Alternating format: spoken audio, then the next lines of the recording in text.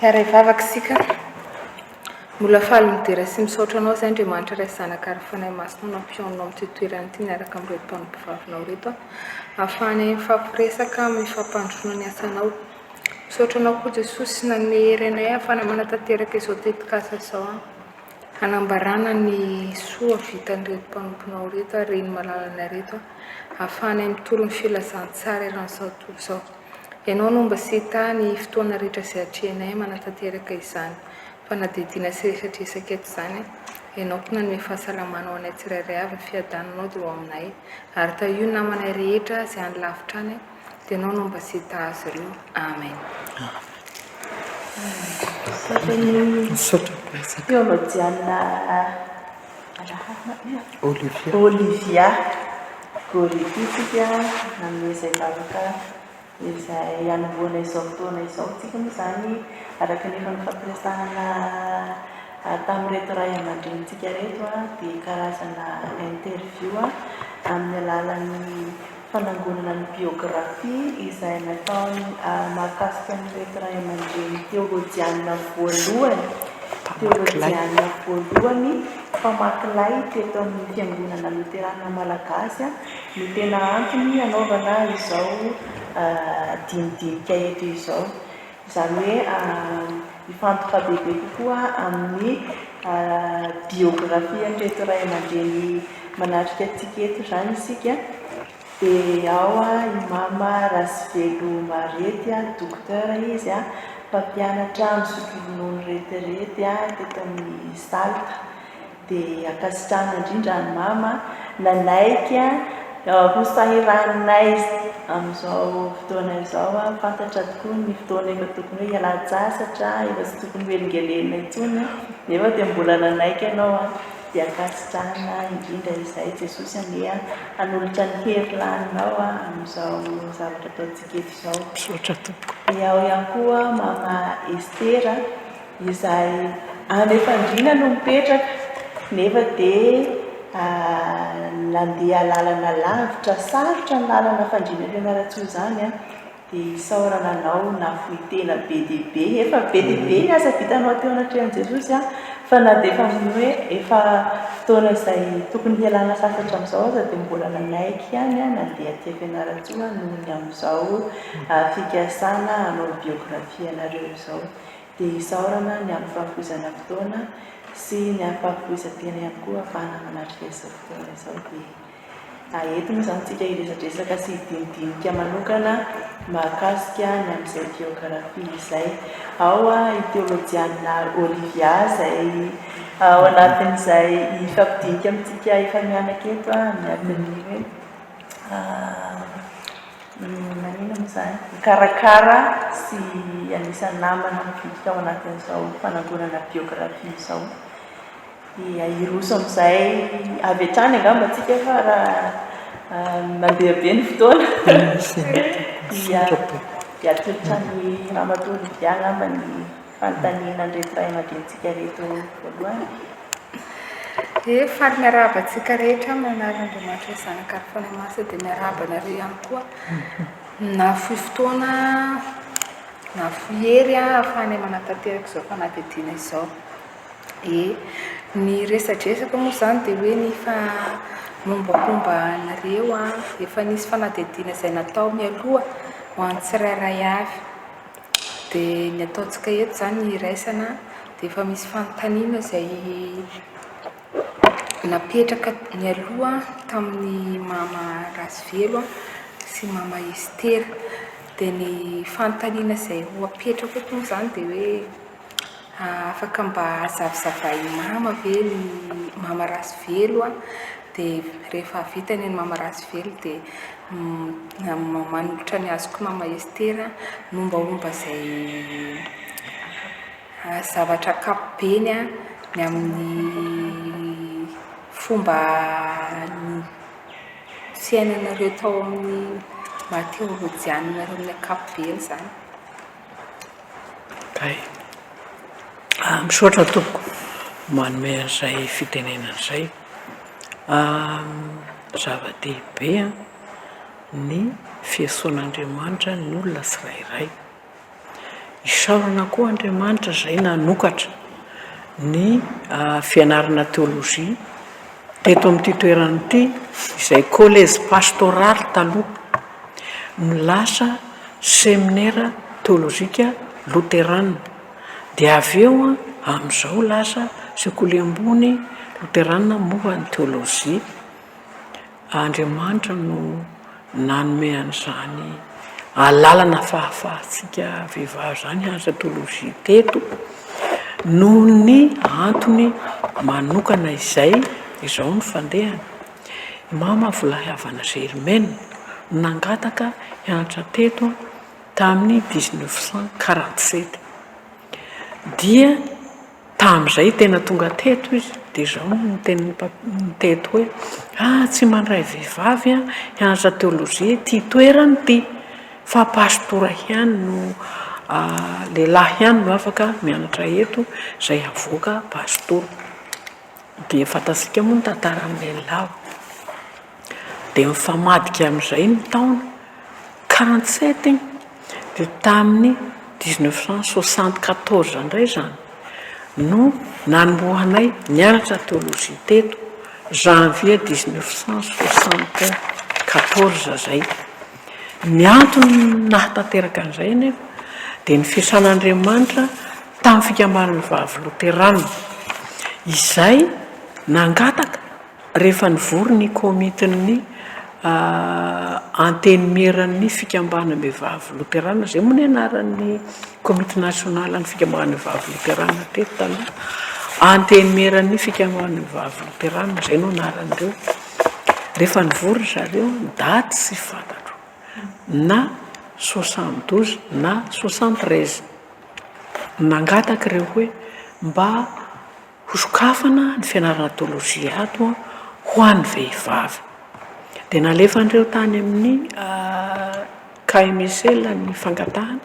dia nanaiky moa ny tany no ao ary fa ekena hiditra hianatra teolojia koa ny vehivavy ao amin'ny tamin'izay STL séminaire théologique luterana. Dia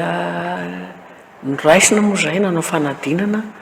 izay sy mama Ralvo Helena niaraka nanao fanadinana teny lakamisy Nambomaha ngay roa vavy no isan'ny nanao fanadinana tao.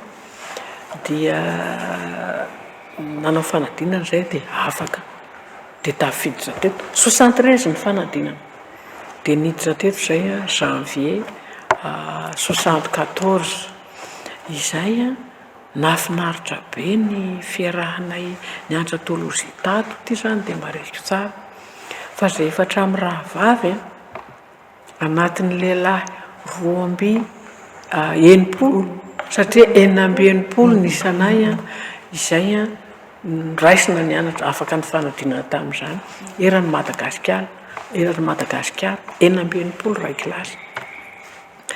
Dia ny fandehana zany ireo lehilahy izay niara-nianatra taminay ireo tsy mba nisy nanelikilika anay na anankiray azy fa tena nifankaty zahay rehetra rehetra izay 480. Dommage moa fa ny hafaranay 450 sisa ny voaka fa ny folo ndraradraraka teny kanefa nisy tamin'ireny mbola niverina ny anatra ihany satria ny antony nisy teto vao afaka baka dia nisy an'le esenina iny ny lehilahy tsy maintsy manao esenina raha afaka baka rehefa tsy manambady. Dia anisan'izany zany mivadiny mama Ralvo Helena moa pastora René reny repromotion zahay fa ataorinanay roa taona ataorina izy voaka satria lasa nao esenina aloha afaka baka teto tamin'ny 75 dia voateriny nanao esenina aloha dia niverina indray dia tsy tafaraka taminay fa nafinaritra ny fiarah-mianatra tamin'izany tena hita hoe mifanohana lay 480 fa tsy mifanelikilika zany eny tompoko. Eka dia sotra betsaka anareo mirahavavy moa tonga eto mametraka fanontaniana ankapobeny momba ny hoe fiainana izay natrehanay teo amin'ny fanomboana ny fianarana sy hoe nahatonga hanay hiditra ty amin'ny vory avaratra. Eto moa dia misaotra ny dokotera Razoelo izay efa nanao zava-ranonando nanazava bebe kokoa ny hoe fomba handraisana ny vehivavy vehivavy sianatra eto Ivory zany. Ary tamin'izay moa dia ny hoe hianatra pastora izay no teny nandrenesana azy fiantsoana hoe miantso vehivavy andeha hianatra pastora. Izy moa amin'izy hoe teto Fianaratsoa dia mahita izay fiandohany rehetrarehetra izay, fa ny tenako dia tany Antsirabe tao amin'ny Spam ary ny fahatanorako dia tany ny zavatra nisy dia hoe voatany amin'ny kilasy régional Antsirabe aho dia efa CEG dia efa mangetaheta ny hoe fiaraha-mivavaka ao amin'ny sekoly nefa fanjakana satria maheno ao farimbona hoe misy vavaka ao. Dia ny tenako zany raha mba ato amin'ity sekoly ity moa mba misy an'izany dia mba mahafinaritra be. Dia rehefa tany amin'ny lycée indray André Resamp dia maika mitombo hiandro zany. Ary nahafinaritra ahy tany dia miaona amin'ireo zanaka pastera vehivavy mba hoe kristianina koa dia fampiresadresaka momba ny amin'ny tenin'Andriamanitra, fivavahana rehefa sendra misy fotoana tsy ianarana zany dia maika nanafana tao anatiko ny amin'ny fiantsoana zany. Ka rehefa taty aoriana zany tao Antsirabe atapy-tanàna hoe misy zao dia fotoana handraisana vehivavy hanao fianarana pastera any Vory. Dia reko tsara zany tonga dia taitra be mba andeha hiditra amin'izany aho. Dia vena zany dia misy préparation ny fianarana lesona ny tena moa sady mianatra any amin'ny lycée dia misy fotoana hianarana lesona dia misy fotoana kely fotsiny. Dia rehefa tonga ny fotoana dia nanao fanadinana teny Masinandraina. Tamin'izany mbola tsy nisy ny hoe STPL dia lasa teny ny tena. Dia rehefa nanao fanadinana zavatra nisy tamiko dia naman tsy afaka aho dia tonga dia nionina tsy maninona rehefa tsy afaka aho fa any amin'ny manaraka indray. Zavatra nisy anefa dia zao le afaka farany tsy nandeha dia niraisina ihany aho. Dia rehefa niraisina dia faly be dia faly tokoa dia nanomana ny dia dia nitady tomobile niresaka tamin'ny président Smith dia ho any Vory ianao zany tompoko aho dia ho any Vory dia lasa nandeha nakaty Fianaratsoa.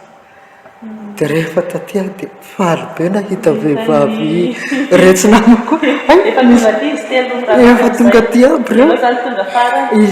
ko aho arak'izay dia faly any aho kay nisy namako koa zany misy namako koa kay. Dia anay telo mirahavavy moa indray aho fa dokotera Razoelo tetsy amin'ny dadatoany pastera toniany FKTLM teo izy.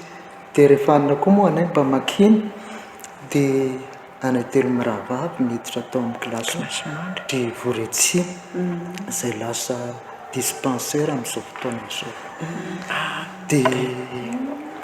kilasy mandry sy dispensaire fa école lycée amin'izao. École lycée Lakotontinarjona teo nisy ny kilasy mandry zazavavy dia lycée miaraka tao zahay teo amin'ny kilasy mandry aloha no resahako dia misy fitopolo vavy zahay dia anay telo mirahavavy miaraka ao. Dia anay telo mirahavavy mena hevitra manokana dia misy fotoana ao amin'ny efitra manokana zany satria araka ny hoe tena moa olona voantso hoe hianatra pastora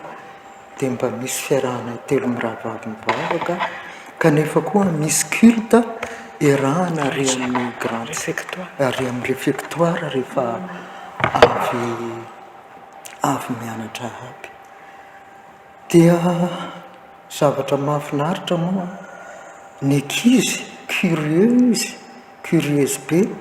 dia anareo ve zany dia ana pastera mianatra dia inona ro ataonareo dia manontany zay ataonay telo mirahavavy izy dia ina anay mba manao dia mba manatona anay rehefa mianatra eny ambony latabatra eny anay mianatra ny lesona anay zany dia mba manatona koa ny ankizy ohatrany hoe mba curieuse izy amin'ny zavatra zay ataonay telo mirahavavy dia anay koa mba faly dia milaza aminy ny zavatra zany hoe dia anareo zany so rehefa afaka teo dia hanao pastera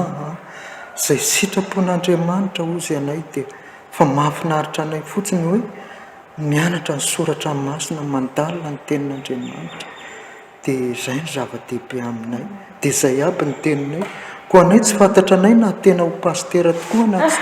na tsy ho pastera fa ny fifalianay zany dia hoe tonga ty anay dia handalina ny tenin'Andriamanitra hianatra soratra masina dia efa faly zahay ary tena miezaka tokoa anay dia raindray amin'ny 10 alina aby anay telo mirava soratra mitandrina klasmandry inona zao ataonareo zao kanjo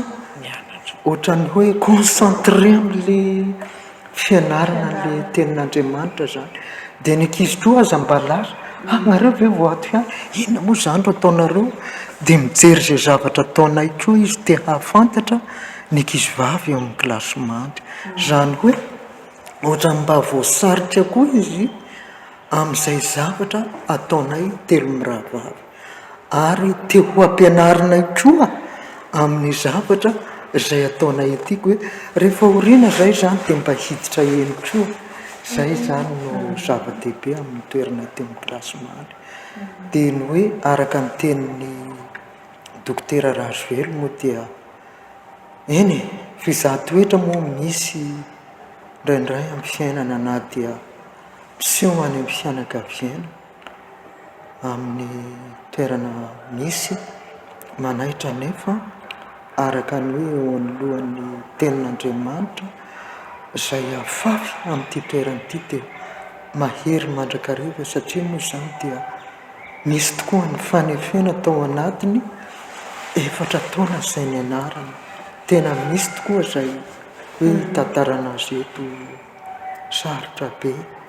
fa dia feno Jesosy amin'ny endrika amin'ny maro samihafa tokoa ny tena ary raindray amin'ny mahatanora dia hoe hiala ve tsy fa efa noetsin'i Jesosy amin'izao toerana izao ary hanory fahalalana ny tenin'Andriamanitra dia tonga hatramin'ny farany satria mahafinaritra koa aza tamiko dia ireo ankizy vavy misy 7 vavy anay miara-paly amin'izany hoe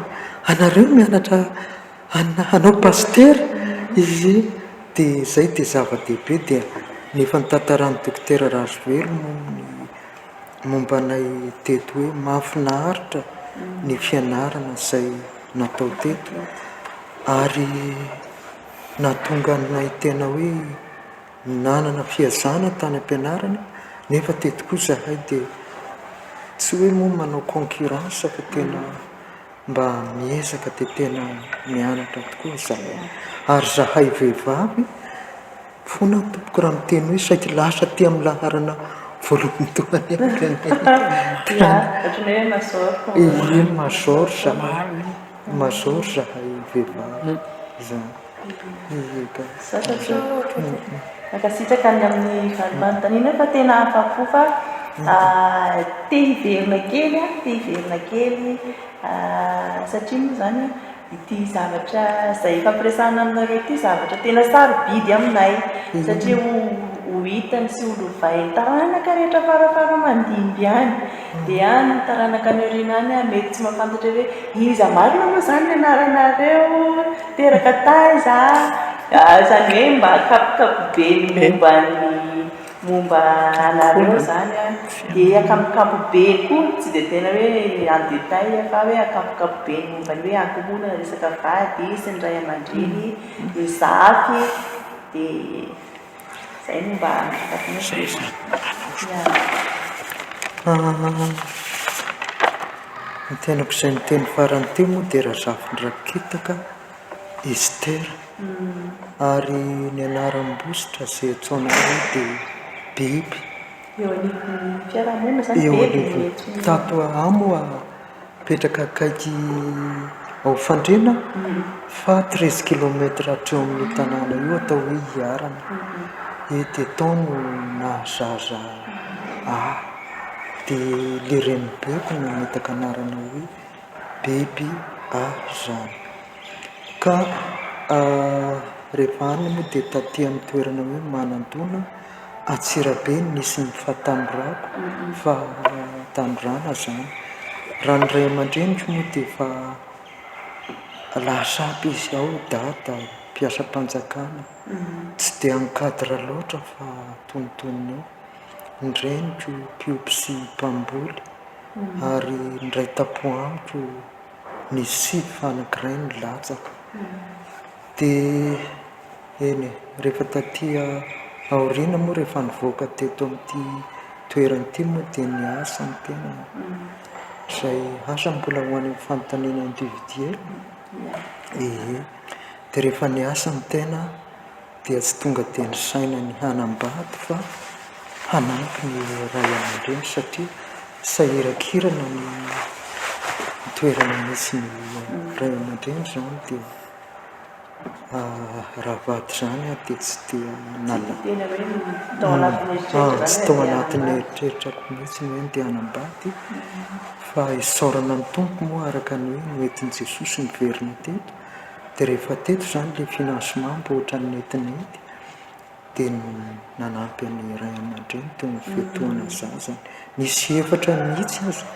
mandra-pahatonga ty amin'ny kilasy terminale ny telo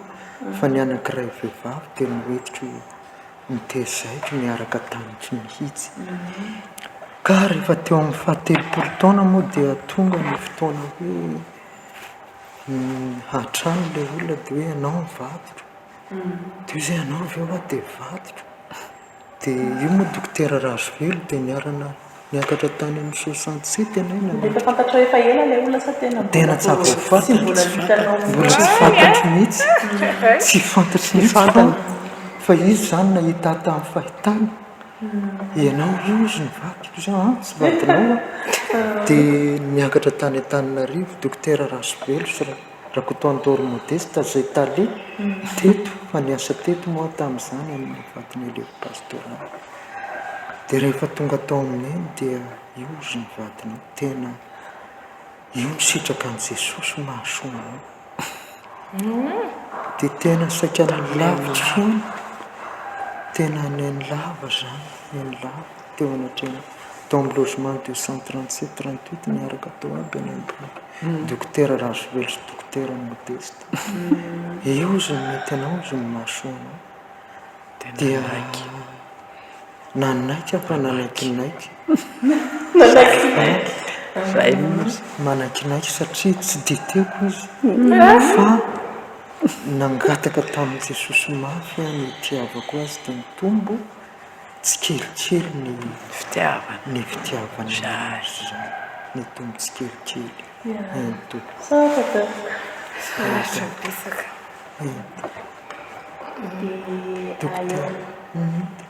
mama Razovelo mampatanterana fohy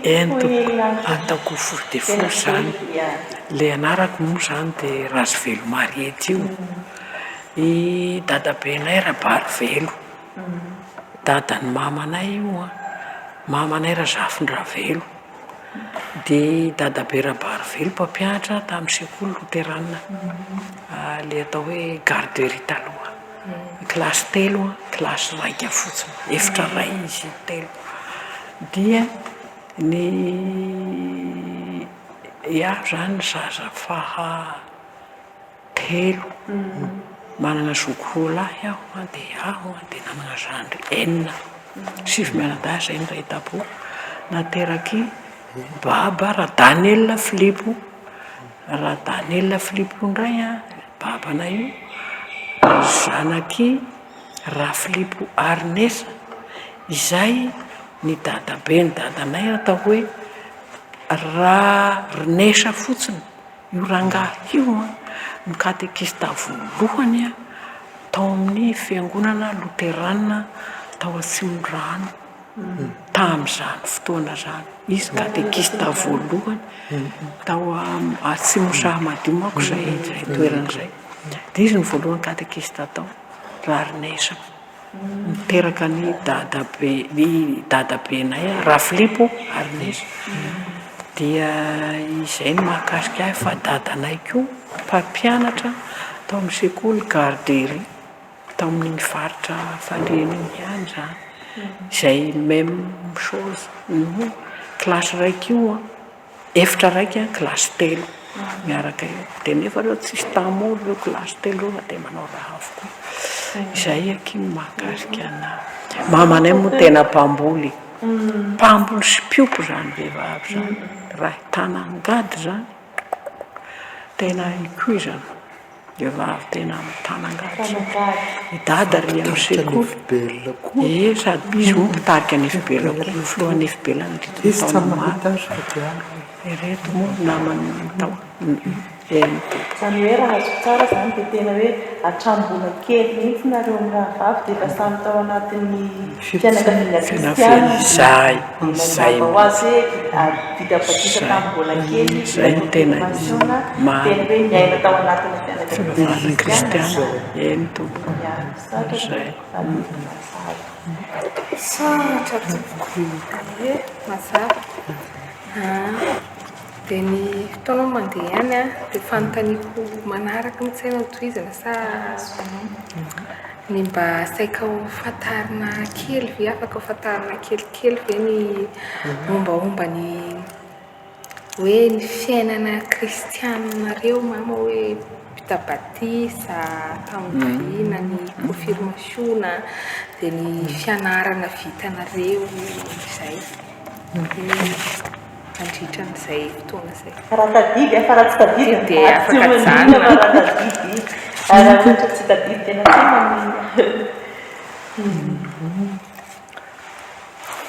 afaka tadiavina tsika ny lalana foana ny dady raha ohatra hoe tsy tadidy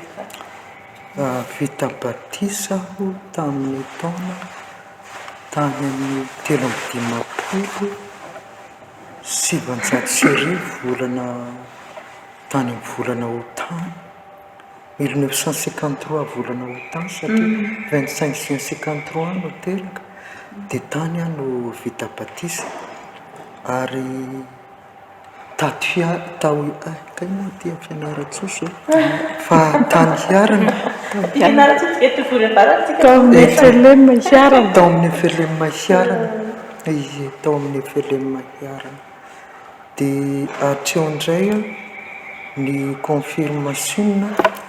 tany amin'ny taona 1971 tany tao anatin'ny Pentecoste efa tany amin'ny 18 ans dia nefa hatreo aho tonga dia mpampianatra sekoly dia nitory-teny azy satria efa mpianatra sekoly ihany mandritra ny taona maro dia natao confirmation dia lasa nitory-teny azy aho dia nampianatra sekoly avadika dia ino koa moa manaraka teo amin'ny fahafiry-taonanao zany no niditra nanomboka nianatra teolozia teo amin'ny hoe 20 taona mahery teo nianatra teolozia nandritra ny efatra taona 74-77 dia ilay hoe misy fianarana hafa koatra ny teolozia zany hoe nataony mama hoe raha tatrivoro loha dia tsy nianatra tsy nanao zavatra hafa fa tsy ny teolozia eka nanamasaka ny fianarana ny tenin'Andriamanitra no natao eka eny tompoko Iaho moa zany teraka tamin'ny 28 avril 1949 tao Zahamadio Fandriana io. Vita batisa tamin'ny Pentecoste 1949 dia ny bebeko Razafindramasy izay avy eo hiarana le teneniny io, avy eo ny bebeko. Izy no io le vadiny Rabarivelo izay natao koa mpampianatra Zahamadio. Izy no vavolombelona tamin'ny batisa. Io le ataontsika hoe reny amin'ny batisa zany. Eka, dia Razafindramasy io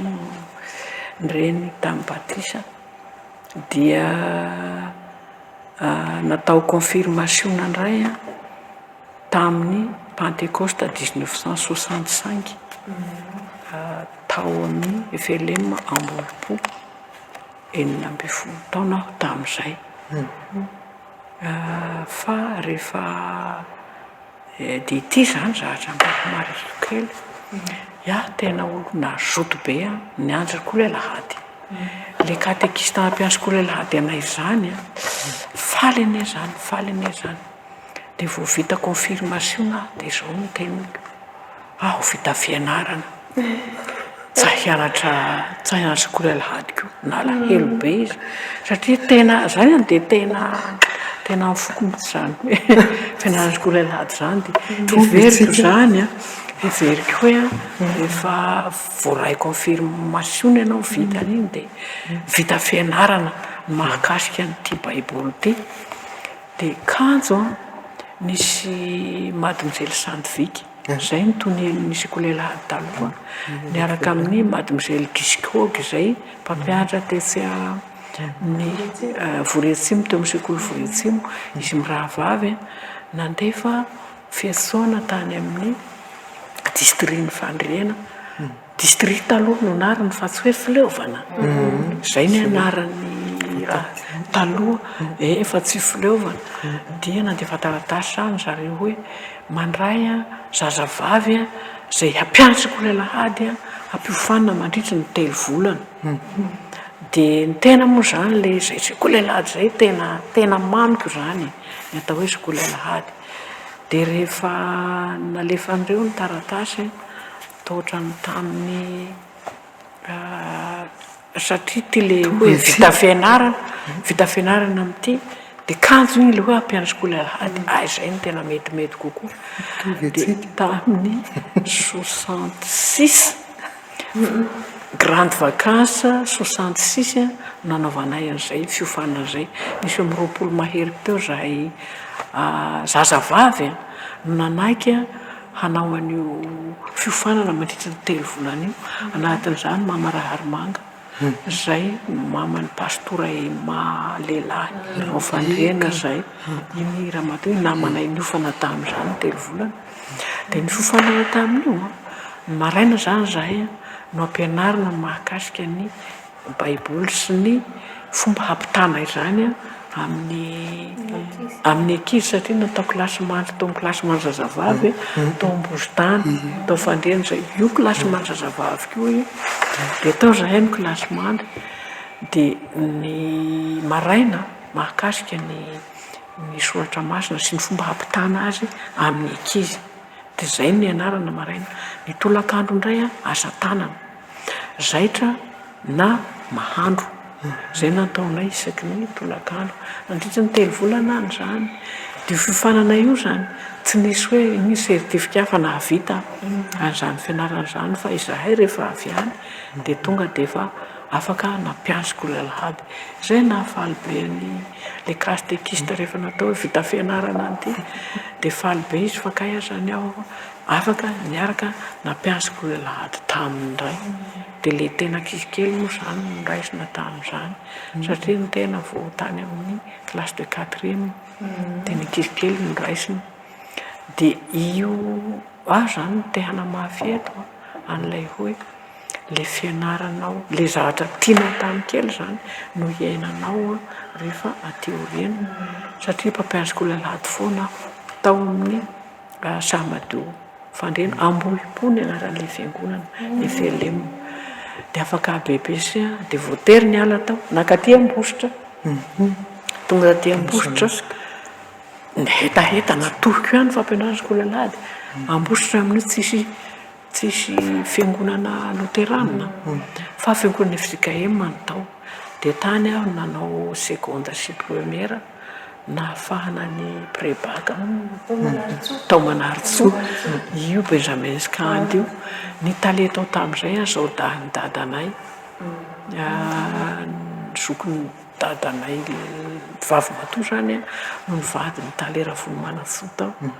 fa maty izy rehefa niteraka ny zanany lahy anankiray any zay lehilahy dia nanambady faharoa izy dia efa vady faharoa ny tao tamin'nisy talet tao mama Lenina avy Agnandinha Leny Tora Lenina zany dia ity ny zavatra nisy izay tiako mba hampitaina amintsika zany le fampiofanana tao anay tary zany hampianarako lehilahy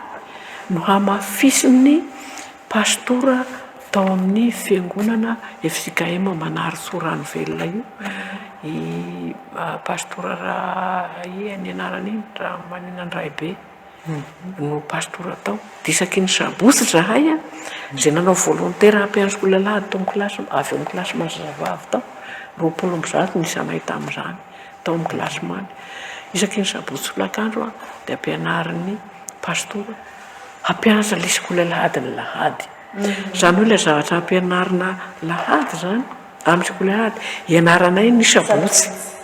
tena fanomana tena nahavita raha amin'ny pastora FJKM zay dia nandritry ny efatra taona tao anahy dia nanao an'izay nampianariko lehilahy tao dia ty fampianarako lehilahy ty zany tena tsy foiko fa atsika rehefa nianatra teto tena pianatra 74 iny dia nampianariko lehilahy koa aho tena MFLM be ravina ny anay 75 teto dia iaho mijanona tsy mampianarako lehilahy tsony dia nisy alako teto Fianaratsoa andeha nianatra tany fiainana izany ianao tamin'ny koa nianatra sekolady ihany dia 18 ans zay le 71 io va nataoko formation dia efa masaka be ka ny andray le nandihan'le fianarana sekolady ela zany vao vitako formation ako dia tonga dia nampianatra sekolady dia nitoroteny koa aza namen'ny olona anjara toroteny tao am-piangonana ny tena na avy mianatra hatretỳ amin'ny lycée ako dia men'ny olona anjara toroteny sady mampianatra sekolahady koa ny tena dia nitohy dia io zany tena miteraka ny fiatsoana ao anatiny koa mihitsy ny ako zany ohatra ny Mamarasively zany nanomboka teo amin'ny 5 taona nanomboka nianatra teolozia amin'izay niditra taty amin'ny STL 5 taona 74 moa igny ro nanomboka teto asika tamin'izay 5 volasika eka koa any 49 koako 53 dia 21 zany dia anao zoko efatra taona 5 taona dia ny aho zany tena 5 taona dia amin'izay resaka fianarana zay mama afaka mba ambarany mama hoe inona avokoa ny fianarana nolalovany mama hatrany amin'ny doktora raha ohatra tadety daty eka misaotranao mametraka an'izay fanontaniana zay fa le fandehany zany rehefa nivoaka teto amin'ny STPL teto amin'ny STL dia io namohananay teto décembre 77 no navoaka zay izao manko ny zavatra nisy tratra n'iny grevy tamin'ny 72 iny dia niova lay tao sekoly niova janvier à décembre fa tsy lay anina tsony lay hoe septembre jusqu'à juin tsony tratra ny 72 grevy 72 iny nanova zavatra be dia lasa le tao sekoly zany miditra janvier mifarana décembre zay ndray ny hafarany teo fa ny rehefa vita amin'ny teto zany nandray ny marina fa diplôme pastoral no nomenanay fa tsy mba diplôme théologie zany izay misy nosoratra eo diplôme pastoral andraso moa kasaiko le izy raha hita fa izay mihitsy nysoratra hoe diplôme pastoral izay no diplôme nomenanay tamin'ny rehefa mivoaka tamin'ny STL teto ny décembre 77 dia iaho moa zany nanao contrat tamin'ny FBL satria izy niatoka ny borsako teto 700 ariary ny borsa dia avitabe zany etsaka zany dia tena sakafo nanao contrat ho alohan'ny nanomezan'ny FBL ny borsa iny nanao contrat hoe za dia hiasa ao aminareo hotonia matihanina voalohany tao amin'ny FBL national mandritry ny 10 taona zay ny contrat ny fanaovana dia kanzo nanomboka ny asa tao aho janvier 77 atsika nga dia menany diplôme pastoral janvier 78 amin'izay aho nanomboka ny asa tao amin'ny FBL taitra indray ny eny tsy tako moa taitra fa men'Andriamanitra fanahiny indray ny vehivavy reo hoe alefasy mianatra indray dia agnaho izy mangataha borsa amin'ny fédération luthérienne mondiale mba hanohy fianarana indray 78 io nefa iaho mbola tsy nahavita firy tamin'ireo akory dia nampanaovin'ireo an'izay aho dia aho moa dia manaiky izay lazain'ireo ren'ireo dia nalefa le fangatahana tamin'ny filety tonga dia nikendry zareo le fangatahako dia nanomboka nianatra tao Vardebo seminary Audubuk Iowa USA zany États-Unis ny anarako nanohy indray nanomboka septembre 78 jusqu'à décembre 1980 master io tsisy zany licence zany fa diplôme pastoral dia master no nataoko tany nikendry zareo zany ary zay zava-dehibe tena nikendry reo mihitsy ny niveau an'ilay diplôme pastoral nananana navoaka ny teto tonga dia nanaovanao master tonga dia fa tsy nanao licence zany ekeno nivoana licence zany le izy ny antony iaho nanana baka no nianatra teto baka zay efa iaho 74 iny namerina fa ny double azafady fa niverina kely ny double iaho zany rehefa afaka pré-baka tany Ambositra dia niditra tetsy amin'ny collège Ranjavola mbola sekoly fizika ihany teo amin'ny Ranjavola isy Tananambony io Tananambony ambony Masimbahoaka io eo teo nanavako ny classe de terminale fa tsy afaka tamin'izany iaho rery ny vehivavy amin'ny kizilahy 7 fa tena no hazain'ireo Kristina no anara-petaka ny meny ahy tamin'izany i Kristine dia ny tsy afaka baka teo fa zahay mianatra ato atsika mianatra eto no mianatra nanao anina ihany aho nanao karazana koro zay nampanao koro aho tamin'izany dia i Rabenolahy Benjamin zay ray promotion taminay izy nampanao koro anahy hanaovako ny baka dia no afaka baka any aho tamin'ny 74 nikana no afaka baka namerina ny baka dia nanomboka teo zany aho no iny baka nanamiko tateny misy valeurany tamin'ilay Vardebourg seminary niaraka amin'ny diplôme pastoral dia nikendry zareo tonga dia nao master amin'ny théologie izay no nataoko tany dia rehefa niverina indray namita nitrosa tamin'ny FBL ilay 10 taona dia norasin'ny FBL aho niasa tao 1981 dia reo ihany ray tonga indray ny 89 ao moagnao manaova mandehana manaova fangatahana borsandray ianao hanao anna doctorat reo ihany ny FBL io no ambadika zany ny FBL no ambadika ny fiainako ty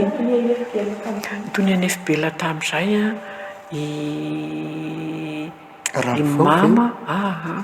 imama Lisy Ramatora Normanga Andrianarjona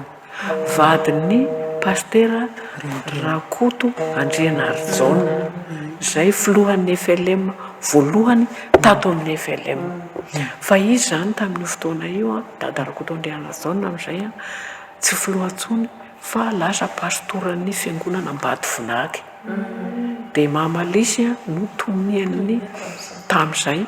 fa mama Razana Mamy Abeline zay mamany dokotera Mamy Ralay Vita no tonian'ny FBL tamin'ny aho le nalefa nanao master tamin'le 80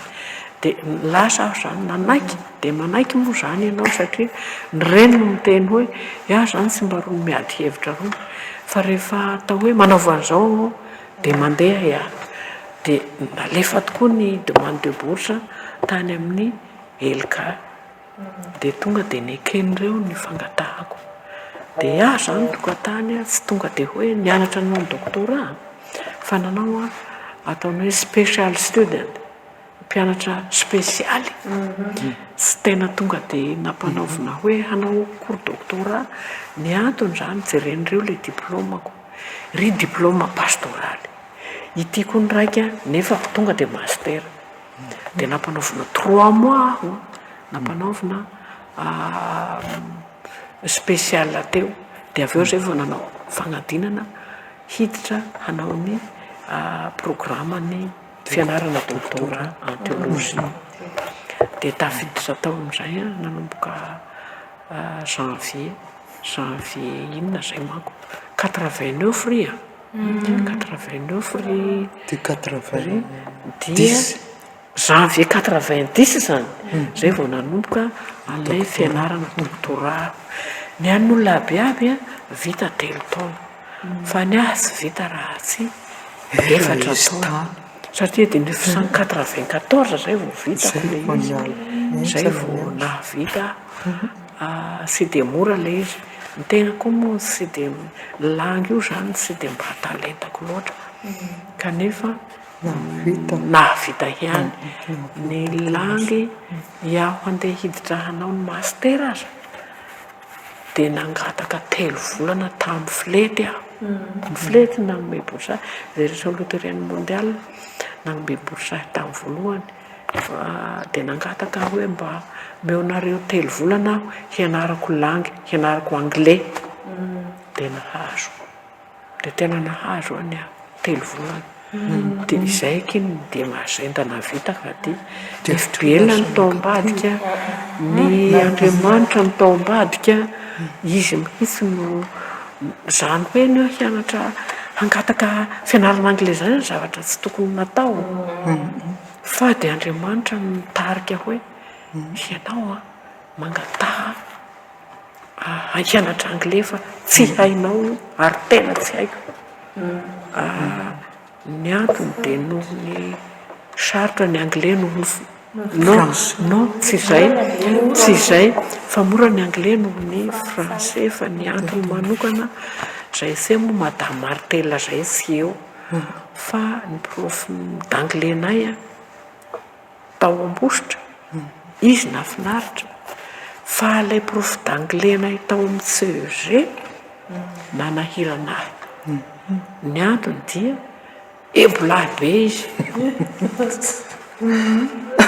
nefa pastora le prof d'anglais nay pastora nay ihany pastora teo am-po pastora luterana pastora Lavson de lazaiko manko ty fiorangaha io zany nianatra tany Angleterre de ebolahy be mihitsy izy rehefa isaky ny mianatra de Angleterre zao ihany de zao Angleterre zao ihany sy ny azy zany rehefa mpampianatra zany ohatra no kevokevoka io de sy de tsy de voaraiko loatra zany le fampianarana zay nataony tamin'izay le anglais io de teo zany le ohatrany lacune be taminahy de nitohy a ny anglais tao madame Martel tao ampositra français indray raha matoa io fizy koa tena anglais le raha tena anglais izy fa nanambady frantsay de ohatrany tsy voavoko ihany fampianarana anglais madame Martel dia kazo na TCM Ranjavola amizay no hainy monsieur Raherina zay no hainy nikitika ny bokotra taminahy ny amin'ny atao hoe fianarana anglais langue zany de ohatranomboka ny sokatra ohatranomboka ny sokatra kely zay le raha fa miditra amin'ny 5 anay miditra amin'ny Ranjavola de amin'ny enina sasany zao vao mirava de mingitrika aho rehefa tonga ny rinina mingitrika satria tsy hodirery avy eny amin'ny Ranjavola tamin'izany tsisy bus mandeha tongotra avery tonga teto Vorevaratra igny lalana andehanako rery amin'ny andro alina mingitrika lasa aho zay ramose mandeha anaro izy satria zany afa miteny le andro amindray mody lavitra be fa sao de mba faragnana amin'ny 5 eo ny anatsika rehefa atao ary izy ndao fa tsy manina fa de alefany ka amin'ny enina vo mirava de lasa aho ramose de lasa aho mody rety ny tiako hampitaina zany le fampianarana io raha ohatra ka mahafinaritra le zaza na le tanora le mpampianatra zay mampianatra anazy tena lasa io fa raha vo le mpampianatra zany somary anina zay de na inona de sata afidy zara olo de ihana ny taniny ankizy satria ny ankizy ny zanaky ny mpiray tapo mamanay niarany Berzina tamiko tato 7 mianadahy iny zany fa 7 fa idininy efa sy tao tokoa ny vavy matoa de fantatreo sara ampingitrika io nahazo an'lay hoe hianatra any États-Unis de tonga zao aby nataon'izy rehetra de akory zay ny anglais le migitria lazaiko anareo fa hahay aho rehefa tonga any tena hay aho tonga any de kanjo moa zay nitoron'Andriamanitra hevitra hoe mangataha hianatra anglais 3 volana de nahazo zay aby ny lalana de afaka nanao ihany na mpianatra eto an'izay de rehefa vita moa ny doctorat de nampianatra te de lasa mpampianatra anandray fa mbola tsy vita koa ny enim-bolana le contrat zany tao amin'ny FBL lay asa 10 volana 10 taona mbola tsy apy 3 volana ny 3 volana tokony hovidaiko tao amin'ny FBL zany mbola tsy novitako fa de nanaiko moa reo rehefa natsony teto mpampianatra teto izy zany takotrosa tamiko tsony de lasa mpampianatra mbola hiverenantsika ihany lalindalina kokoa mahakasika ny fiainanareo tany amin'ny kilasy mandry sy ny fiainanareo tamin'ny andro teto amin'ny STL fa fanontaniana kely tonga de mitsatoka hoe ao aorian'ny fampianarana teto amin'ny STL de miasa nareo de fanontaniana kely de hoe tiana lazana tsotra na hoe tanisana tsotra foy le asa natao teo anivon'ny fiangonana sy tany ivelany misy asa hafa tany ivelany fiangonana ve fa mialoha zay nefa isento kely vetivety tsika efa resaka de aorian'ny fisetoana kely vetivety de zay fanontaniana zay zany no valina mianaka sento kely 10 minitra tsika ny fanontaniana teo moa zany vetika indray mandeha hoe ny asa nataonao teo anivon'ny fiangonana sy teo anivon'ny fanjakana na teo anivon'ny fiarahamonina raha nisy tao aorian'ny fianarana teto amin'ny STL sotra-betsaka toko amin'ny zay fanontaniana napetraka amin'izay araka ny voalazan'ny dokotera Razovelo Marety moa dia hoe desambra tokoa zahay no ny farana ny fianarana teto amin'ny STL dia ny tenako moa dia sy Ramatora Sonandrasana olona Lisi lasa nafindra tany amin'ny Spam zahay ary ny zavatra mahagaga dia efa tonga dia nitendren'ny olona tany sahady ny posta esana tsirairay avy tahaka ny tenako moa dia verina ao amin'ny toerana izay neviko nandefa nianatra taty amin'ny STL dia tany amin'ny distrika Sondrariny izany dia rehefa tonga tao moa ny mpitondra ny distrika tonga dia nametraka ny tena mpitondra fitandremana dia eo amin'ny renivohitra ny fitandremana dia misy zanam-piangonana ny anarany fitandremana Sondrariny ie dia misy zanam-piangonana telo no hoentina dia pastera Rasmona Petera moa no ray aman-dreny benay tamin'izany dia nametraka ny tena somatsara teo anatrehan'ny komity ny fitandremana sy teo amin'ny fiangonana izany ary dia nampianary ny fiangonana sy ny komity ny fitandremana tamin'izay ary ny olona rehetra dia hoe pastora io na dia voakely aza satria 24 ans mahery kely aho tamin'izany andre 25 dia izay no nampianary ny olona hoe ny atsotsika azy dia hoe pastora fa tsy mitonona ny anarany fa ny tena moa amin'ny mahatanora milaza hoe aza atao ho pastora fa tononony amin'ny anarako pastora ianao izy pastora nizingizin'ny pastora Simona Petera mpitondra distrit dia iny tokoa ny olona dia mba niatso ny tena pastora anao tena anao mihitsy ve le fitandremana satria raha tsy diso ohatra hoe anambady pastora moa anao mbola taty mbola tsy manambady mbola tsy manambady mihitsy afa tena telopolo taona vao nanambady fa dia vao célibataire dia tena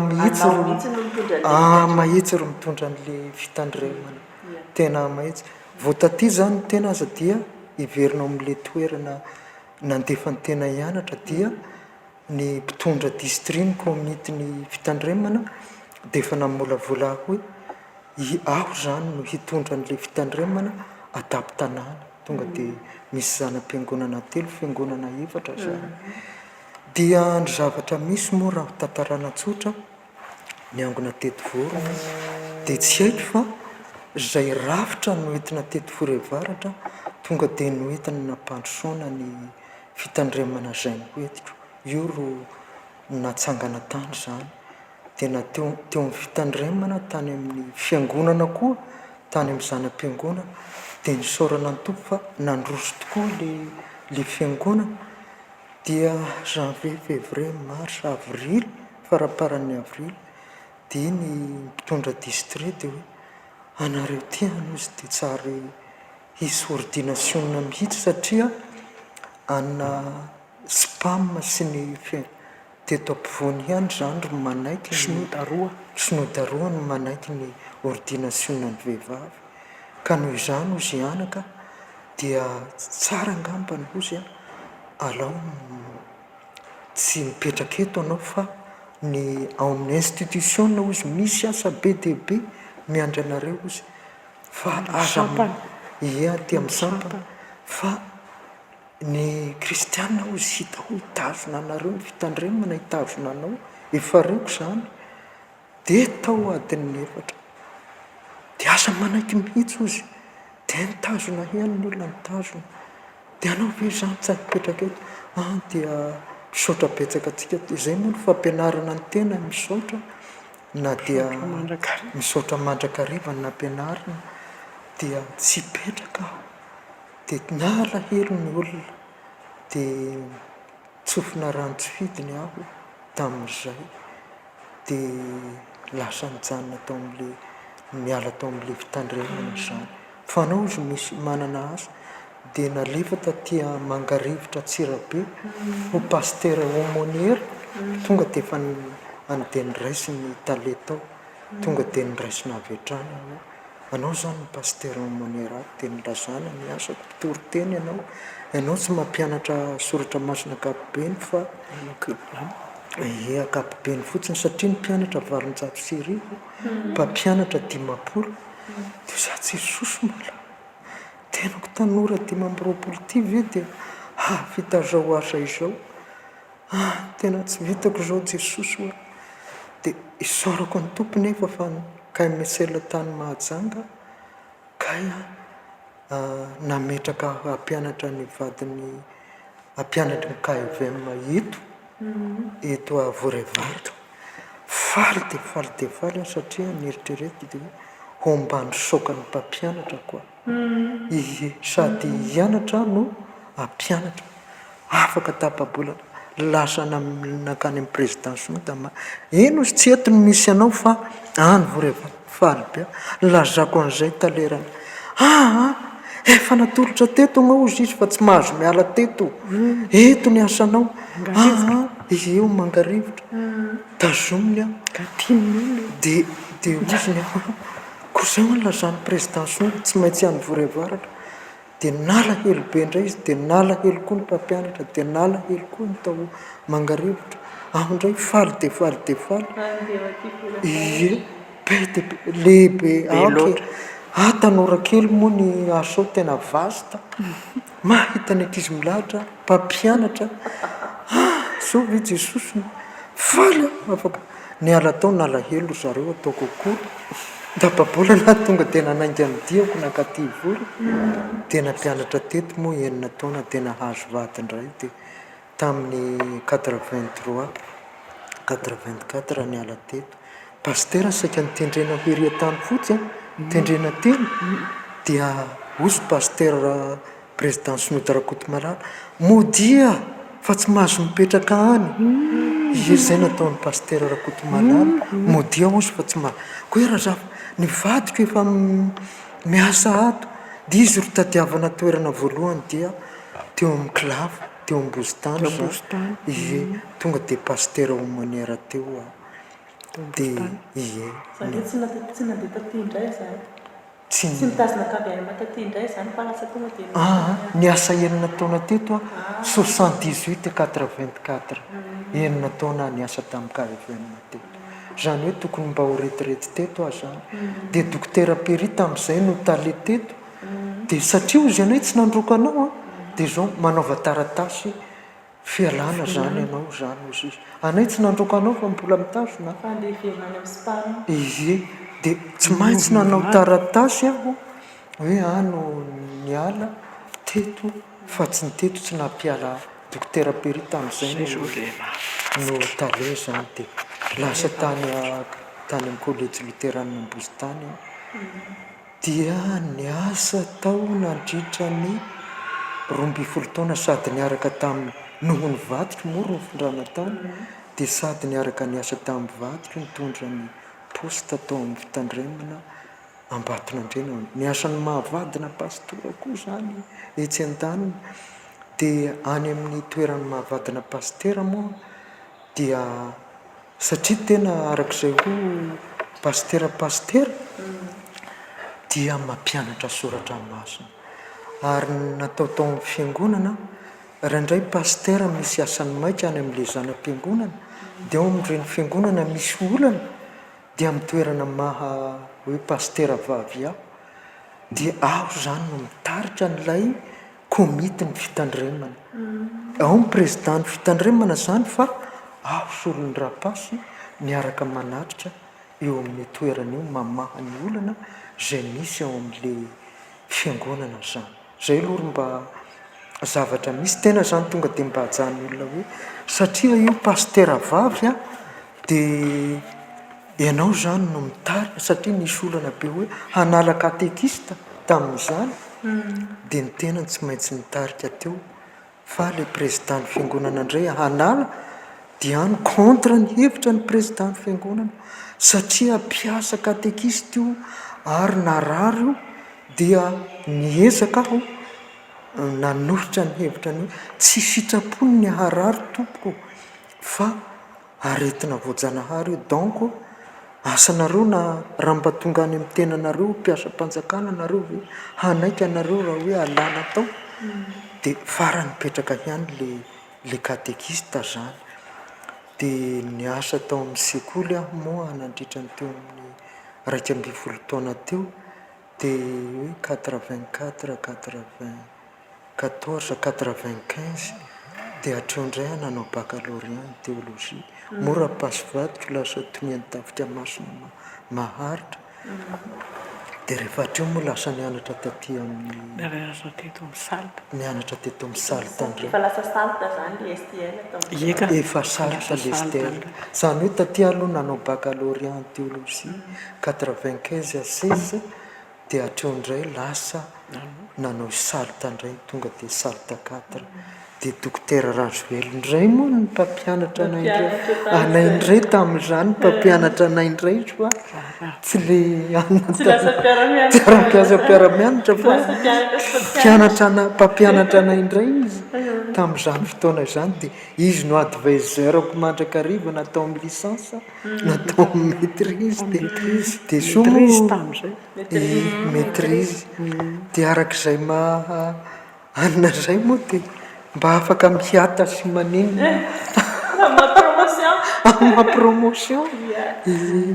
dia rehefa nivoaka tao indray aho dia mivadiko lasa niasa voaka teto tamin'ny 99 dia ny zavatra nisy naverin'ny olona tao amin'ilay sekoly nampianara ka maty ilay sekoly 98 99 dia aho zany natsondry zareo hanarina ny sekoly io atao tale vonjimaika izy tale vonjimaika zany hoe natsoina ho an'ny miarina varatra satria nivadiko tondra filevana tany miarina varatra dia hoe anao hanarina sekoly aty miarina vara kanjo tsy navelan'ny zareo tao am-bozitany zay efa niasako nandritra ny 12 taona fa ianao no hatsoina hamelona ny sekoly teo dia nanaiky tsy fidiny aho moa ka teo zany volana niofana tamin'ny resaka tale tamin'ny andron'ny Ferdinand Sopsisco dia niofana ny volana ho iny anay niofana momba ny resaka tale zany dia tonga dia mitendrena Lasa tale tamin'ilay sekoly zany. lasa tale tao ie lasa tale sekoly lasa tele ny sekoly fa ny zavatra nisy dia zao Dia amin'izao. Dia amin'izao. Dia amin'izao. Mbola miasa anao. mbola miasa amin'izao fotoana izao hatreo amin'ny 2000 zany hoe tao amin'ilay sekoly aho zany 2020 à 2002 dia teo indray 2002 indray aho natsonony Brownif Bella Spafi mety ve ozy izy fa misy sponsor hatrany velany amin'ny ilika ko aho matsy ny vehivavy teolojiana voalohany teo fa nirakiraka ny rehetrarehetra any dia andao izy ianao raha mety atao anorina sekoly biblika atsika dia anorina tena tiako aho zay fa mavesatra amiko ro tale roa le taleny sekoly tena tsy ano any ny atsoany Jesosy aho tonga dia ny alako io tonga dia alaoko aho zay taleny sekoly biblika zay dia niorina ny taleny sekoly biblika dia teo mory zareo no nananina teo dia nisy andrarafin-dran'ory Josephine dia izy no natao tale tao izy indray ny tale tao amin'ny collège lutheranina Ambositany tao amin'ny sekoly fa aho lasa nakatao amin'ny sekoly biblika indray mandrak'izao nanomboka 2002 zany ka hatramin'izao izy Sy hoe hatramin'ny nivoahanareo tamin'ny 77 hatramin'izao zany dia niasa foana ianao dia niasa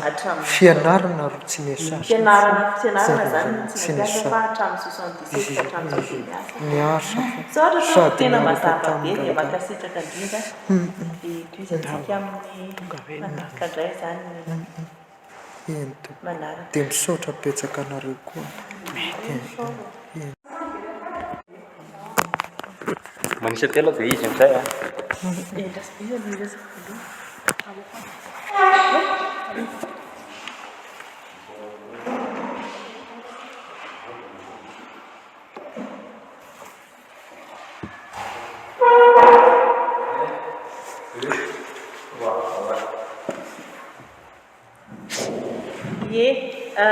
Fanontaniana manaraka moa mahakasika an'izay fiainanareo taty fianaratry izay ihany dia mahaliana bebe kokoa ny fiainanareo tao amin'ny kilasy mandry tany Ivory Atsimo araky ny fantatra moa dia ohatrany hoe nareo telo miravavy ihany no tao amin'ny kilasy mandry fa i mama Rasibelo tany amin'ny dadatoany dia ngamba mitozika bebe kokoa any amin'ny mama Estera fantaniana hoe ohatrany mahaliana bebe anay kokoa le hoe nanahoroana tsara le tena fiainanareo telo miravavy tao amin'ny kilasy mandry tao Fody Atsimo. eny misaotra betsaka indrindra ny amin'izay fanontaniana mikasika ny fiainanay telo miravavy izay atao hoe pastera teolojiana atao niaraka tamin'ireo kilasy mandry be tao Fody Atsimo. Araka ny hoe amin'ny toerana nisy anay telo miravavy moa hoe pastera vavy moa tamin'izany no niantsonanay dia natokany ramatoa mpitandrina kilasy mandry tamin'ny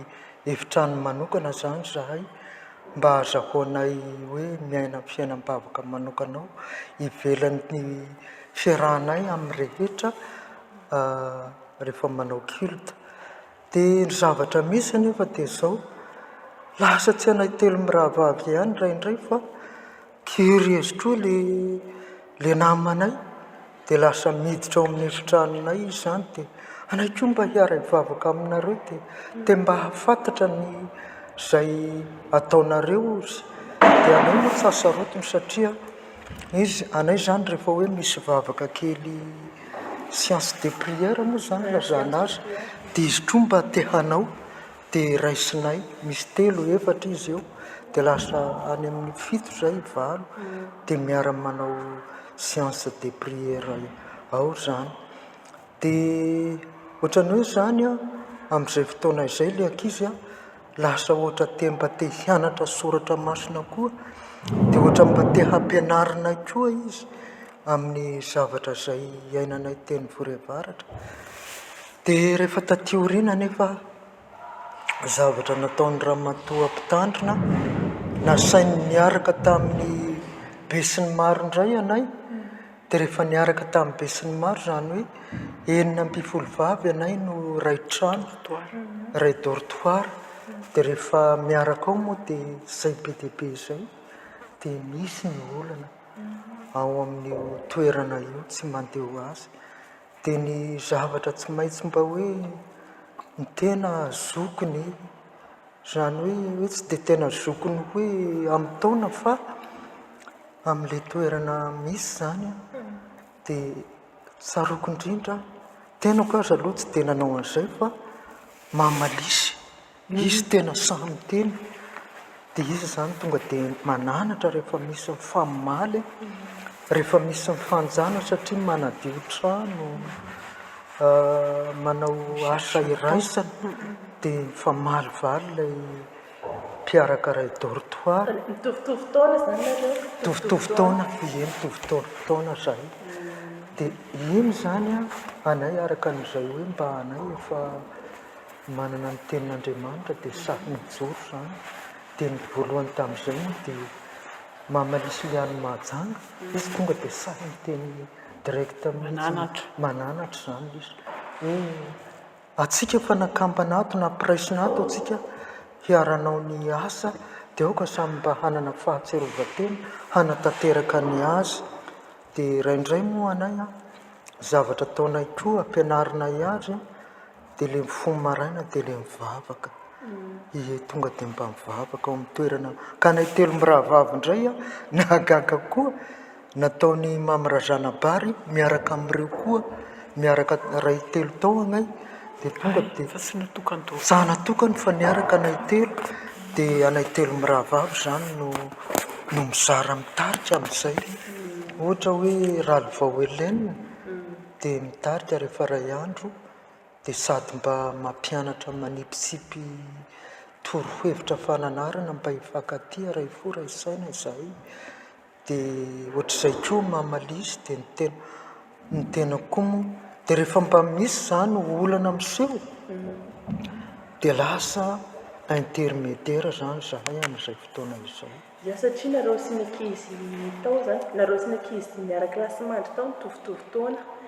dia manahoana ny fomba fametrahan'ny ankizy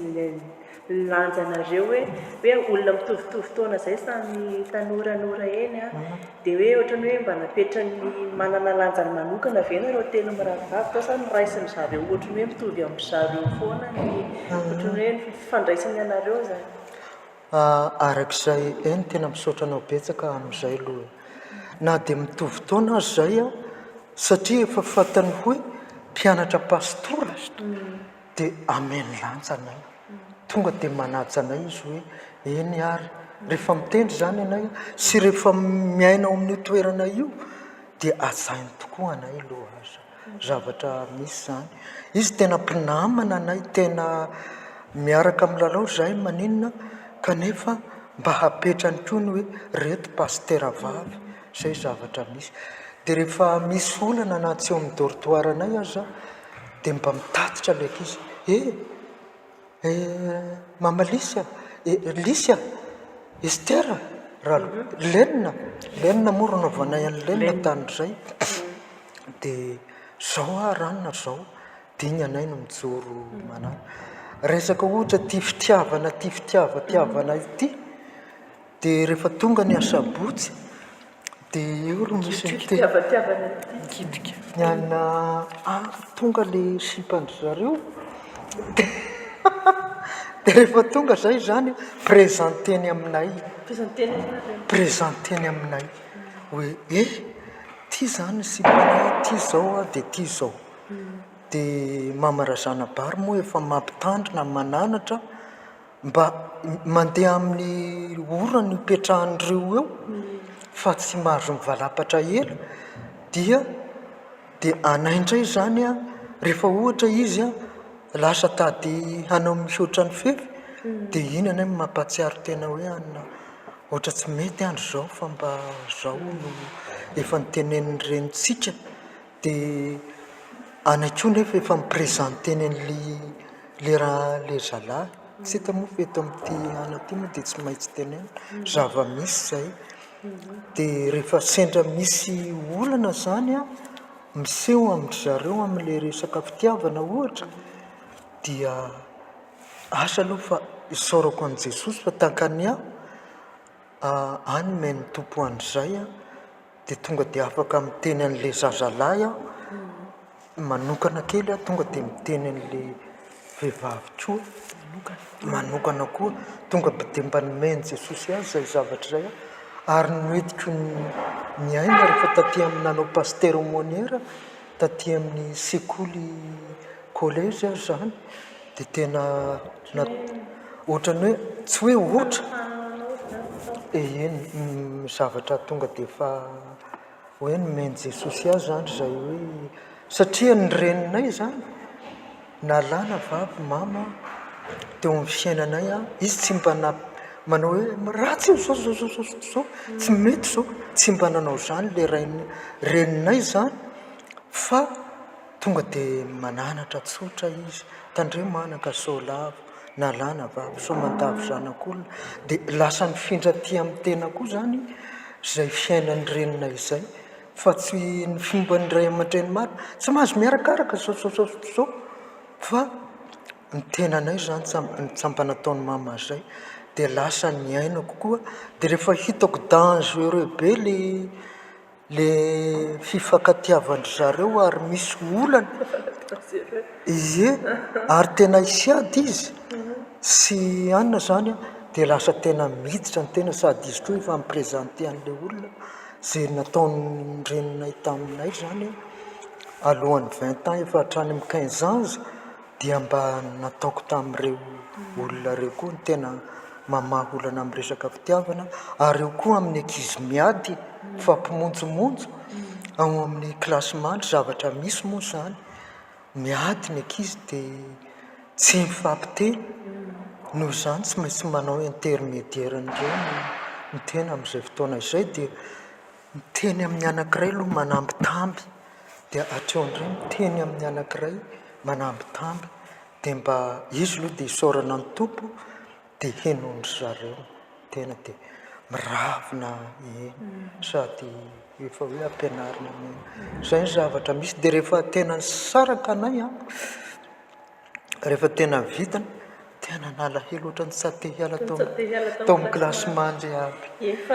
Fanontaniako faharoa mahakasika an'izay satria teolojiana Olivia mety mbola manana fanontaniana mahakasika ny tao amin'ny kilasy mandry izay ihany, fa fanontaniako faharoa amin'izay dia mahakasika ny resaka fitafianareo, fitafiana sy ny ohatry hoe sakafo izany, hoe nisy nampiavaka manokana anareo telo mirahavavy dia ny fanontaniana faharoa manarakaraka izay ny amin'ny nareo telo mirahavavy tao kilasy mandreo indrindra fa rehefa nitambatra dortoara tamin'izy 12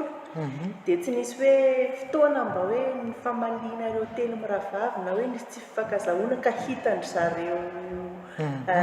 kilasy mandry hafa zany, tsy nisy mihitsy hoe zany conflit entre anareo telo nandritra ny fotoana rehetra izay nipetrahanareo tao. Eka, saotra betsaka indrindra amin'izay fanontaniana izay. Ao le resaka hoe sakafo tena mitovy aby anay menakavy. Fitafiana koa rehefa mandeha hivavaka etỳ Vory avaratra anay dia akanjo fotsy aby, fotsy mahitsy.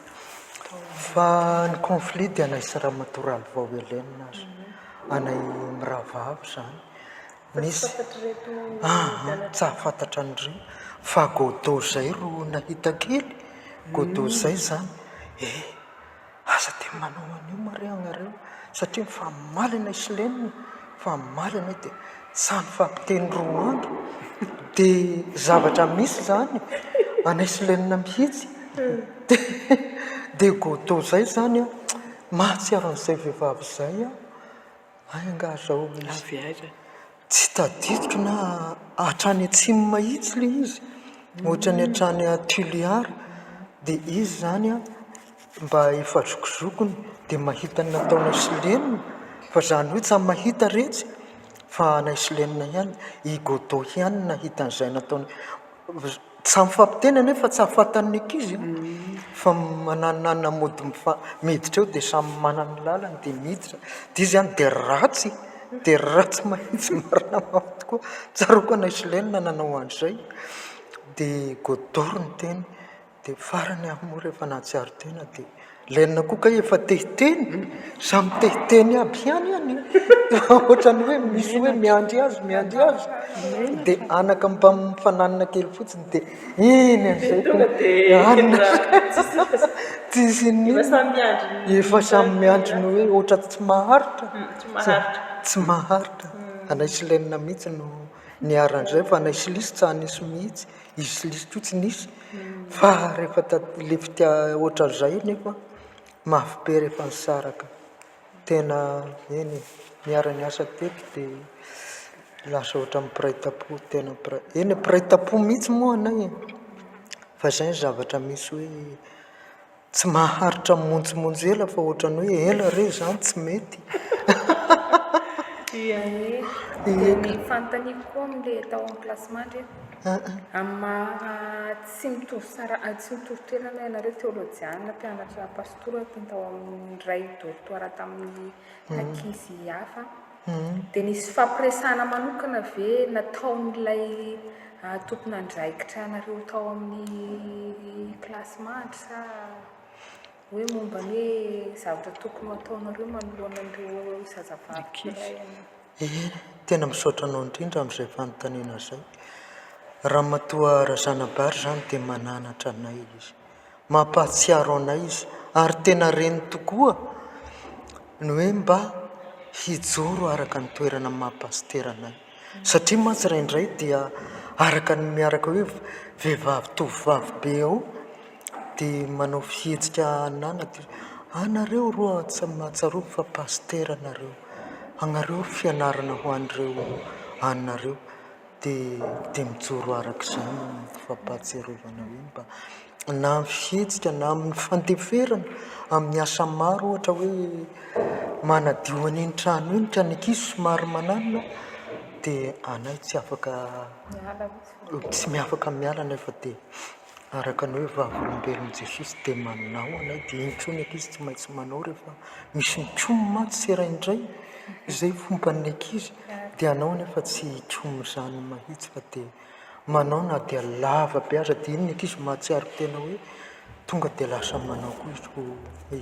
raha matompo tandrina aloha no tena mananatra anay mba hijoro araka ny terana pastora nareo nanareo dia mijoro arak'izay dia ny fanontaniako farany amin'ilay resaka klassemandry ny anazy hoe amin'ny taminareo tao amin'ny klassemandry zany ny sekoly ve ny antoka anareo tao amin'ny klassemandry sa ihany ray aman-dreny ny antoka anareo tao dia misaotra anao indrindra ny amin'izay fanontaniana izay fa io zany arakaraka ny anay telo mirahavavy indray moa zany dia boursier zahay boursier zany dia araka ny tenin'ny dokotera Rajoely hoe 700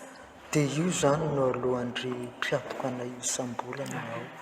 dia ny sakafo moa dia sakafo ieka tompoko ieka zay moa kasiteny amin'ny resaka tao hoe fifandraisanareo telo mirahavavy tao amin'ny klassemandry fa ny tiana antanina manaraka indray dia tena hoe le fiainanareo efatra mirahavavy taty ampianarana tao anaty salle de classe izy teny amin'ny izany hoe tao anatin'ny mpiara-mianatra zany taty ampianarana zany hoe nanahoana zany fomba fifampitondranareo nareo sy ny mpampianatra ny fomba fitondran'ny mpampianatra nareo hoe nareo vehivavy ampitoviziny amin'ny lehilahy mpiara-mianatra aminareo ve dia teo koa hoe ny lehilahy mpiara-mianatra aminareo ao ampianarana manahoana ny zavatra nisy tamin'izay raha ny fahitako azy moa anay maro tsy mba nanambanimbany anay izany ny lehilahy aloha miara-monina aminay sa mba nanavakavaka izy na hoe nanao tsinitsinina anay mihitsy aza ny lehilahy ny zavatra tsaroa fa raha sendra misy zavatra ohatrany hoe malahelohelo azy anao dia manatona inona reny manjo anao Estera inona reny manjory lisy lerina ao ny dokotera ohatran'izany ary anay indray dia arak'izay hoe misaotra an'i Jesosy fa dia araka ny efa vitsy fahadimy moa rehefa taty amin'ny deuxième année Claudine zay dia anay dia raika ihany no mifankatia dia rehefa eo amin'ny zavatra tsy azo fona amin'i Jesosy ilaina nisy fanadinana ndray mandeha zay tantaran'ny fiangonana izy nanao tsato-piso kay tsara mipetraka le tsato-pisonay dia izy nahay dia mody nandeha mivoaka lalina dia napetrana ohatran'izao fotsiny le taratasy kely nanaovako anay zany mifanampy adalabe kely fotsiny ny inona moa zany ny sifilen'ny tena dia tonga dia mba hitako aby tena tsy hany mihitsy aho satria nanay ny resaka hoe inona zao no miditra ao inona zao no miditra ao dia mifanampy zany fona amin'ny tompo aloha moa zany fa dia zavatra tsy tokony avoaka fa dia araka n'le hoe mampinamana mba tsy tena any dia dia misy taratasy kely apetraka fanampiana dia iny ro tonga dia hitan'izay fanay indray dia fahankatỳ amin'ny fanampy aby anay mianakavy ary ohatrany tsy dia saraka rehefa ndrava dia mifakamanina be dia mifakamanina fa dia tsy maintsy misaraka moa taoko rehefa mifankahita eny an-dalana ohatry ny adala tonga dia miazakazaka dia hoe rirany mahita ny Rajoely dokotera zany dia ohatrany adala ilisy laine dia ireo koa miazakazakazaka dia hoe tena ray tapo manoatra anao ny ray tapo azy satria niaraka ela teto dia na misy fahamaliana tsy mipetraka fa ny mahampinamana dia ray tapo dia rehefa mifankahitany amin'ny eny mifakamanina aho zao asana ao makany amin'ny lisy dia mba hoe veloma dia veloma mametraka an'izany be dia be fa tena manina azy dia manina azy nefa tsy afaka ieka miroan'ny rosotsika fantanina manaraka sao dia manana resaka mahakasika zay mamarasy be zay tato amin'ny atom-pianarana izay izao zany ny zavatra misy taty amin'ny fianarana indraindray misy mpianatra zay tsy maharaka mandray noty tsy maharaka mandray noty amin'le satria tsy mba misy hoe misy inona le tsy dicté zany tsisy polykopy sady tsy dicté tsy io zay zatra nenanay teto dia misy zany malaky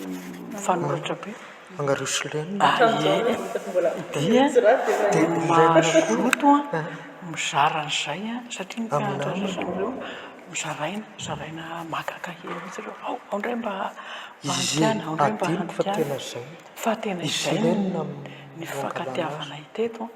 anay mizara amin'ny kahie fandraisana an'olo zany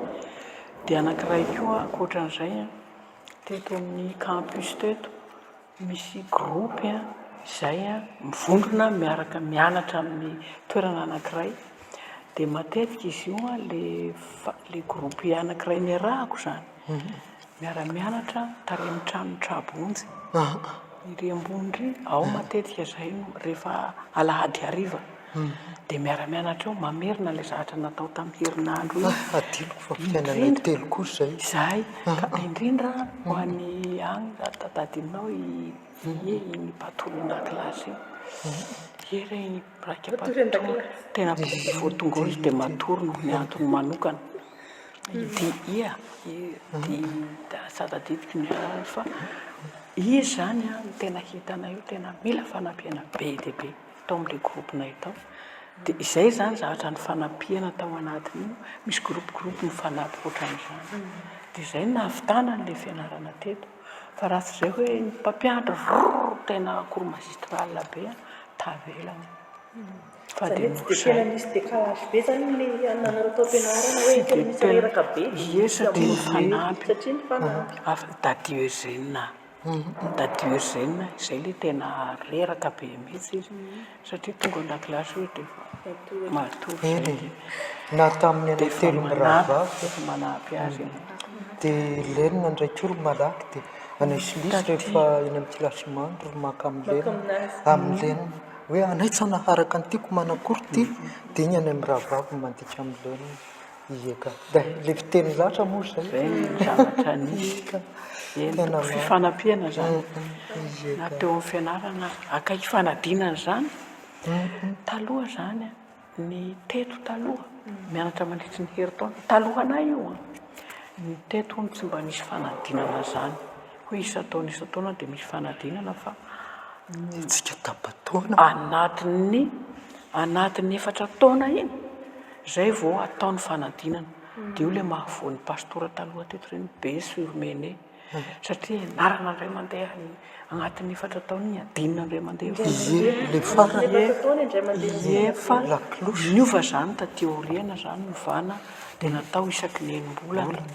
nenim-bolana zay no manao fanadinana zay fantatro fa mitohy ankehitriny zay zavatra zay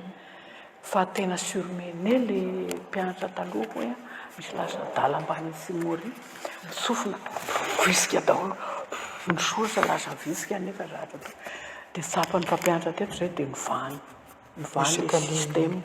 tena ireo aloha tena mianatra ary nanomboka tamintsika io nanomboka tamintsika nanovana ny système io dia mba nomorany dia mba hafahafa isan'enim-bolana anao misy fanadinana fa tsy miandrina be dia be ao ny lesona zay tena cours magistral dia izy andreo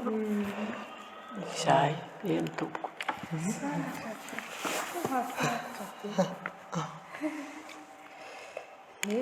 hiditra amin'ilay fanontaniana le napetraka teo amin'izay sa mbola io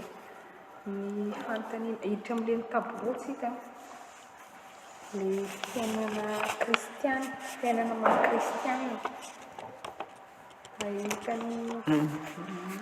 amin'ilay fiainana maha kristiana misy fanontaniana moa mipetraka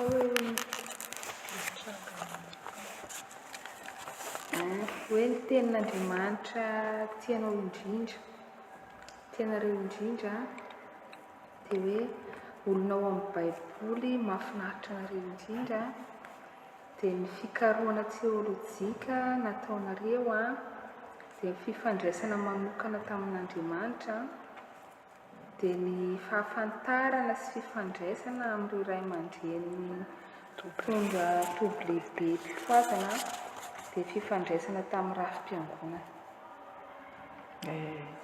Eny toko ero amin'ny tanena ampiana kely am'leo papiko kely ampiana kely hoe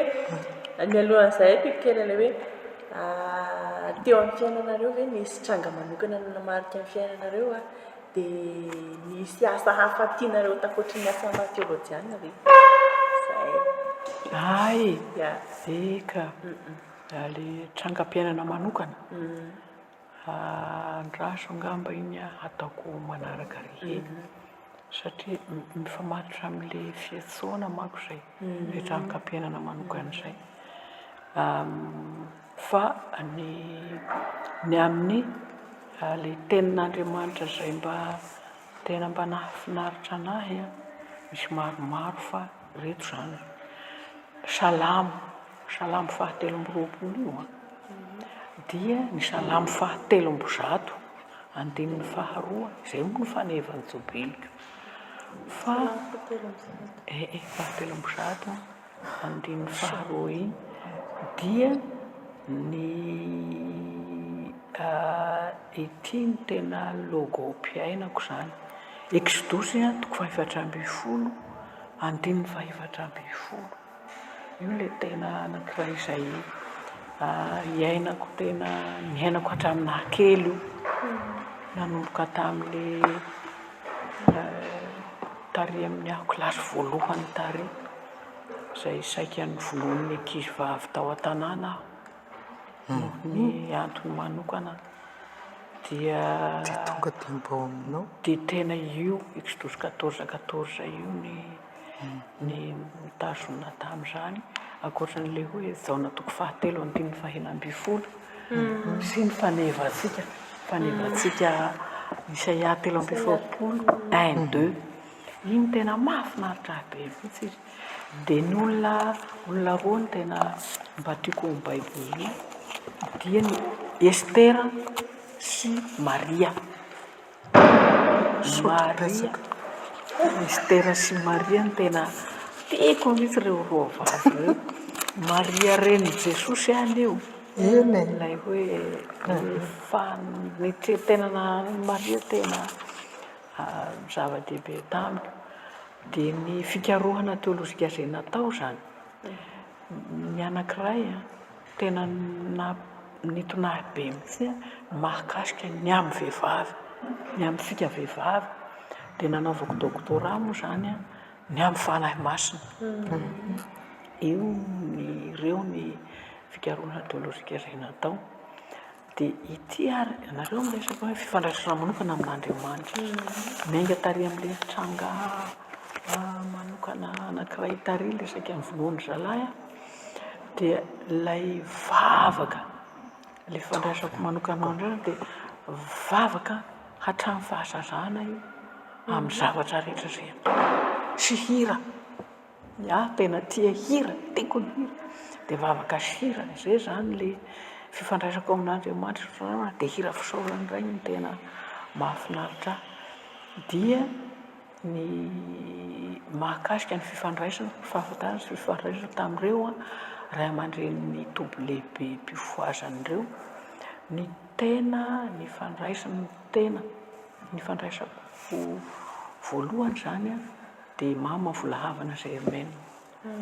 izy diny efa voalazany amin'ny antony izay ny mahakasika anazy zay dia ny anankiray koa ny tena ny fandraisana koa i Dada Rajosoa mivady tato amin'ny toby lehibe zao tanàna izy zany mpitondra synode an'ity président synode tato izy taloha dia avy eo lasa ray aman-dreniny toby tao dia tena mpamangy tany aho matetika dia nivady ny mama Rahelinor Catherine io no filohan'ny fikambanam-behivavy sotaparitany avoany tamin'ny antonia national ny FBL dia vao maika ny fandraibeana mianaka rehefa maty Dada Rajosoa dia mama Catherine indray lasa ray aman-dreniny toby so tanàna mandra-pahafatiny 3 taona izy no maty. Dia tena nisy fifandraisana be akaiky taminahy mama Rakaterina ary ny zahatra hitako be agnao raha mandinika niny lava hoe miaraka amin'io dia ny azy eo masony ao ny ahitana hoe ty olo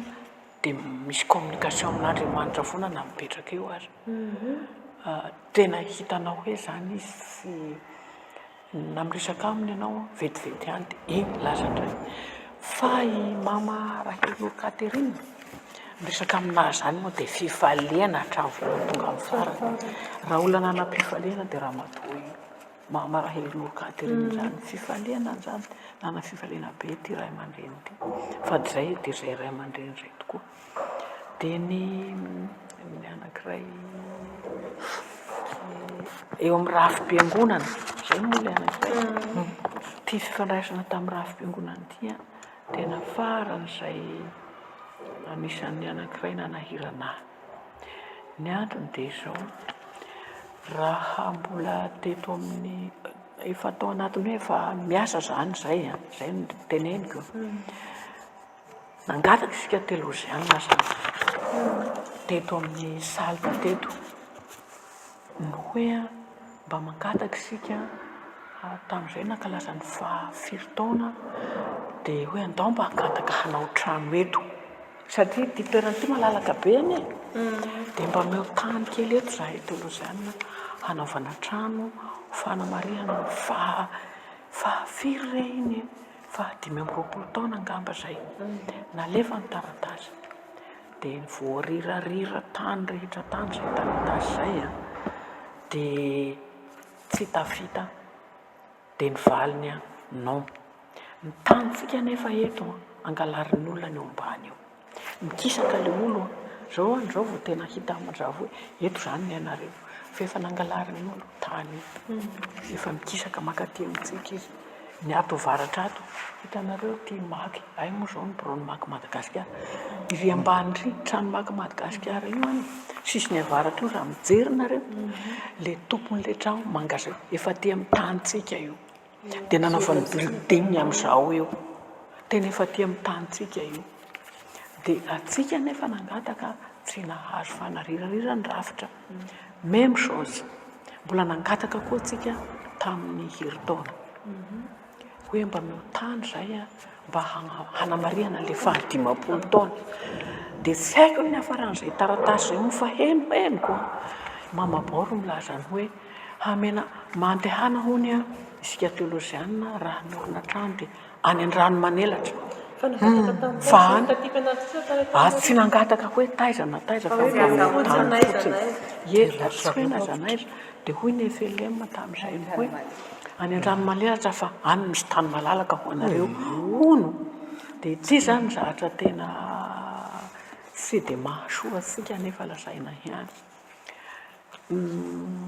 atsika zany manao aleo loto zay ho akavana tsy hitako mihitsy zay tombony tsy nanomezan'ny FLM atsika toerana hanaovana zany trano zany dia avelako ny amin'izay moa fa zay rafitra atsika zay zany rafitra ataon'ny FLM ohatran'ny mangeza atsika tsy ahavitatsika zavatra zay no tiako holazaina fa raha izay fandry fa vita ela dia izay moa ny zavatra misy zany ny fifandraisana indray tamin'ny kay mizany eo kay teo amin'ny kristiana sy ny tsy kristiana le tsy kristiana io tsy dia haiko loatra satria tsy dia nanana olona tsy kristiana ny rahamonina fa saika kristiana daholo raha tsy dia nanana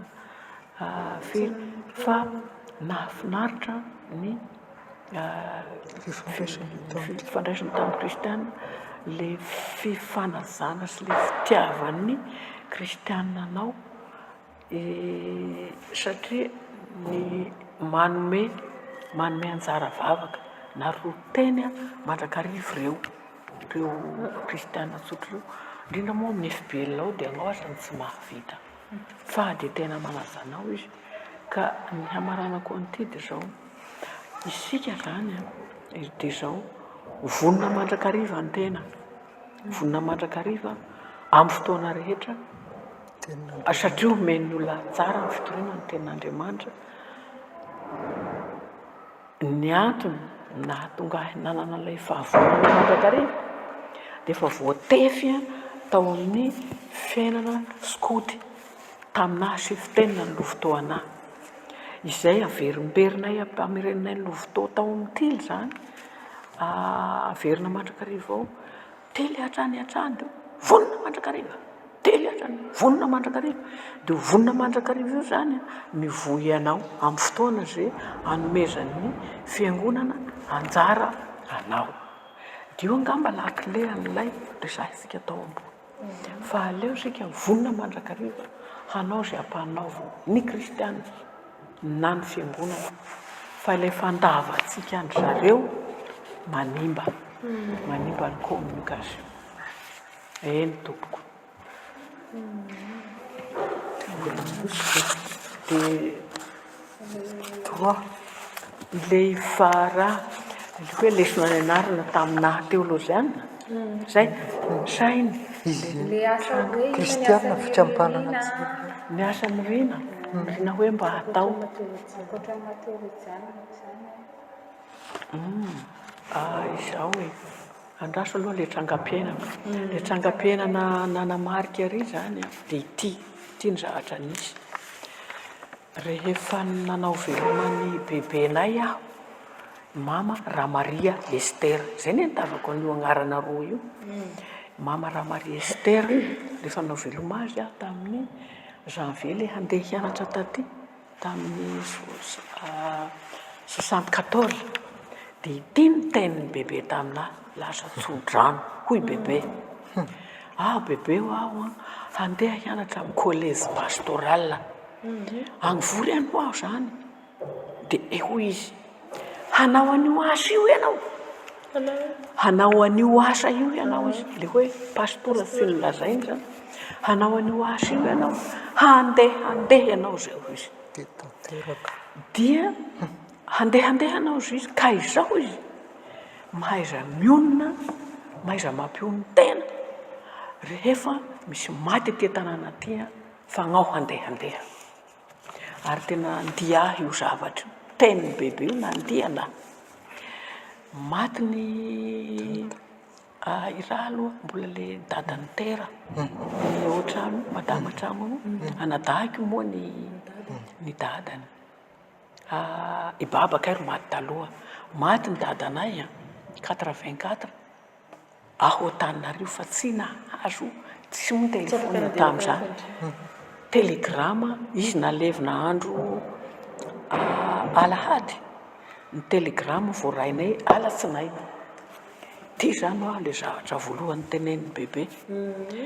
dia avy eo indray maty indray ny dadany tera le zokolahy anankiray dia sy teto aho tena sy nahazo dia tsy teto toerana aho tamin'izany fa ity tourné ity moa zany dia natao Antananarivo za tsy nahazo filazana dia maty indray koa ny mamanay agny Suède aho non tsy Suède fa atao Genève 84 dia ireo no nahita anazy iaho tsy nahita ny mamanay maty zany reo telo reo zany samy tsy misy hitako da ity ny any bebe hoe mahaiza mionona ary dia Andriamanitra nampionona anao zay zany karazany zay zay tranga manokana teo amin'ny fiainana hoe na ny anadahako na ny dadako na ny mamako samy tsy hitako aby izy telo zay dia zay moa efa nolazainy bebe efa nolazainy bebe Ramaria Estera meloha hoe handeha anao zay hanao an'io asa io dia tanteraka tokoa ny lazay tanteraka iany toko zay le tranga manokana zay zany Mama Estera koa ny azo rehetra ny andreto dia asanao lazaina mahakasika an'izay ny amin'ny le tena makristian ndraiky zao tsy niadrafitelo anao zao ko anao zao fa fitany ny afa vita ny anahy an'izay zao eny misaotra betsaka indrindra ny amin'ny mbola manao an'izay koa tsy manao moa fa manao an'izay koa ny tenin'Andriamanitra tiako indrindra moa zany tianambo moa ny tenin'Andriamanitra rehetra ao ary mitondra fampaherezana ho an'ny tena saingy ny hoe rehefa tety ato anatin'ny perinasa mitory ny filazantsara mandrakariva amin'ny marary amin'ny mpiarabelona mpiaramonina ary mitsatoka amin'ny fosiny sainam-panahy dia Matthieu 28:20b hoe ombanareo mandrakariva dia tena izay ny tsaroko rehefa tena ao anatin'ny ady sarotra dia ao koa le fanevany tsika Efelema tamin'ny heritaona amin'ny bokin'ny Tesalonianina hoe Tesalonianina voalohany toko 5:4 izy teo voatapoka amin'ny Alzheimer koa marina mafo hoe mahatoky izay miantso anareo sady izy ihany manefa izany io dia anisany tena mitsafoka ho boko sady hoentiko hampaherezina ny olona rehetra ao anatin'ny adi-piainana nefa mitoriako imbetsambetsaka koa dia ao koa Isaia 6:8 henoko mafy le fiantsoana rehefa ao anatin'ny ady sarotra tsy Isaia fa le fiainana zany efa nandreny feon'ny tompo aho iza no irako iza no andeha ho irakay ary hoy izaho tia irako anankiray tena tonga ho amiko rehefa tonga hoe aho zany olona tsy afaka nefa hatreo afaka dia tonga dia velona ho boky io tenin'Andriamanitra tsy manana inona nandeha nankaty amin'ny fianaratsoa justa frais fotsiny izay no entiko nankaty dia rehefa tonga taty avy nikaroan'ny dadara Zakamanatsoa Gabriel any madame Borgenvik teo Boretsimo hoany fa zany dia 0 dia ny teo am-poko nefa dia le tenin'Andriamanitra efa niantso ahy Jesosy hatramin'ny kely dia misaotra ny tompo aho na dia tsy afaka aza dia andeha dia io tenin'Andriamanitra io zany mba velona ho am-poko mandrakariva izy no irako ary izy no andeha ho iraka tia irako matetika mantsy dia ao anatin'ny sarotra ny tena nefa tsy maintsy manatanteraka an'izany asa izany dia ao koa moa ny Isaia 44:8 aza matahotra na mangovotra ianareo tsy efa nampandrianareo hatramin'ny fahiny vavo ka nanambara taminareo ianareo ny vavo lombeloko misy Andriamanitra afa-tsy zao va zany hoe manana fahavalo isan'andro moa antsika eo amin'ny asa fitoriana ny filazantsara na niaraka tamin'ny vadiko izany dia ohatrany hoe zanak'ondry eo ampovoan'ny ambodia zany ny vadiko na ny tenako dia nefa Andriamanitra araka ny teny hoe izaho hiady anareo fa ianareo kosa anginy Kristos 14:14 mifandray amin'izay zany ty aza matahotra na mangovotra tsy efa nampandrianareo va aho satria mandrahona mafy ny fahavalo na any amin'ny komity zany na any amin'ny kristianina zany na any amin'ny lolontohan'ny mpisorona izay manenjika hoe zay ireo koa dia izany tenin'Andriamanitra izany no mitsatoka ao anatin'ny bo satria ny olona mandrahona mampahory dia eny dia hoe zanak'ondry ny tena eo ampovoan'ny ambodia izay ny zavatra misy amin'ny fiainana ny mandrakariva kanefa ny zavatra tsapa dia zao Andriamanitra tokoa dia momba ny tena fa ny anjaran'ny tena dia mahitoky matoky amin'izay efa nyatsaon'ny tompo any tena satria mijoro vavolombelona manambaramarina tokoa dia halan'ny olona dia hoe tokony tsy hatahotra na ino na ino ary ny farany moa dia mandresy zavatra maro moa no efa natrena tamin'izany natao mbato nandriana zay le io koa na tamin'ny nanorina ny hôpitaly lehibe tao Ambozitany io koa dia nisy fanentsehana na vaditro satria teo mpanorenana zany moa mpanorenana le synodam-paritany fisakana mpitondra fileovan'ny fandrehana zahay dia le fijoroana amin'ny zavatra maro zany tonga dia hoe zay anareo koa enona no tena nahazo an'izany ianao dingaarainy moa mijoro mafy iny izy amin'le teny commissaire le misy lavaka be détournement ao amin'ny hôpitaly dia iny pasitera mampitondra filevana azy miatso commissaire compte ohatra any Antananarivo dia hoe zay ray mandresy atsika dia ny tenin'Andriamanitra nefa aza matahotra na mangovotra ianareo dia tena mandresy tokoa anay matoky an'Andriamanitra tokoa anay dia mijoro tokoa dia mandresy anay mipetraka izy lasa mandeha ohatran'izany dia lavabe olona ao amin'ny baiboly dia mahafinaritra amin'ny sesy antony dia hoe tena lehilahy majoro ary pampahery indrindra ao anatin'ny sarotra nyreto zanak'Israely nandritra ny fotoana lava tany anevitra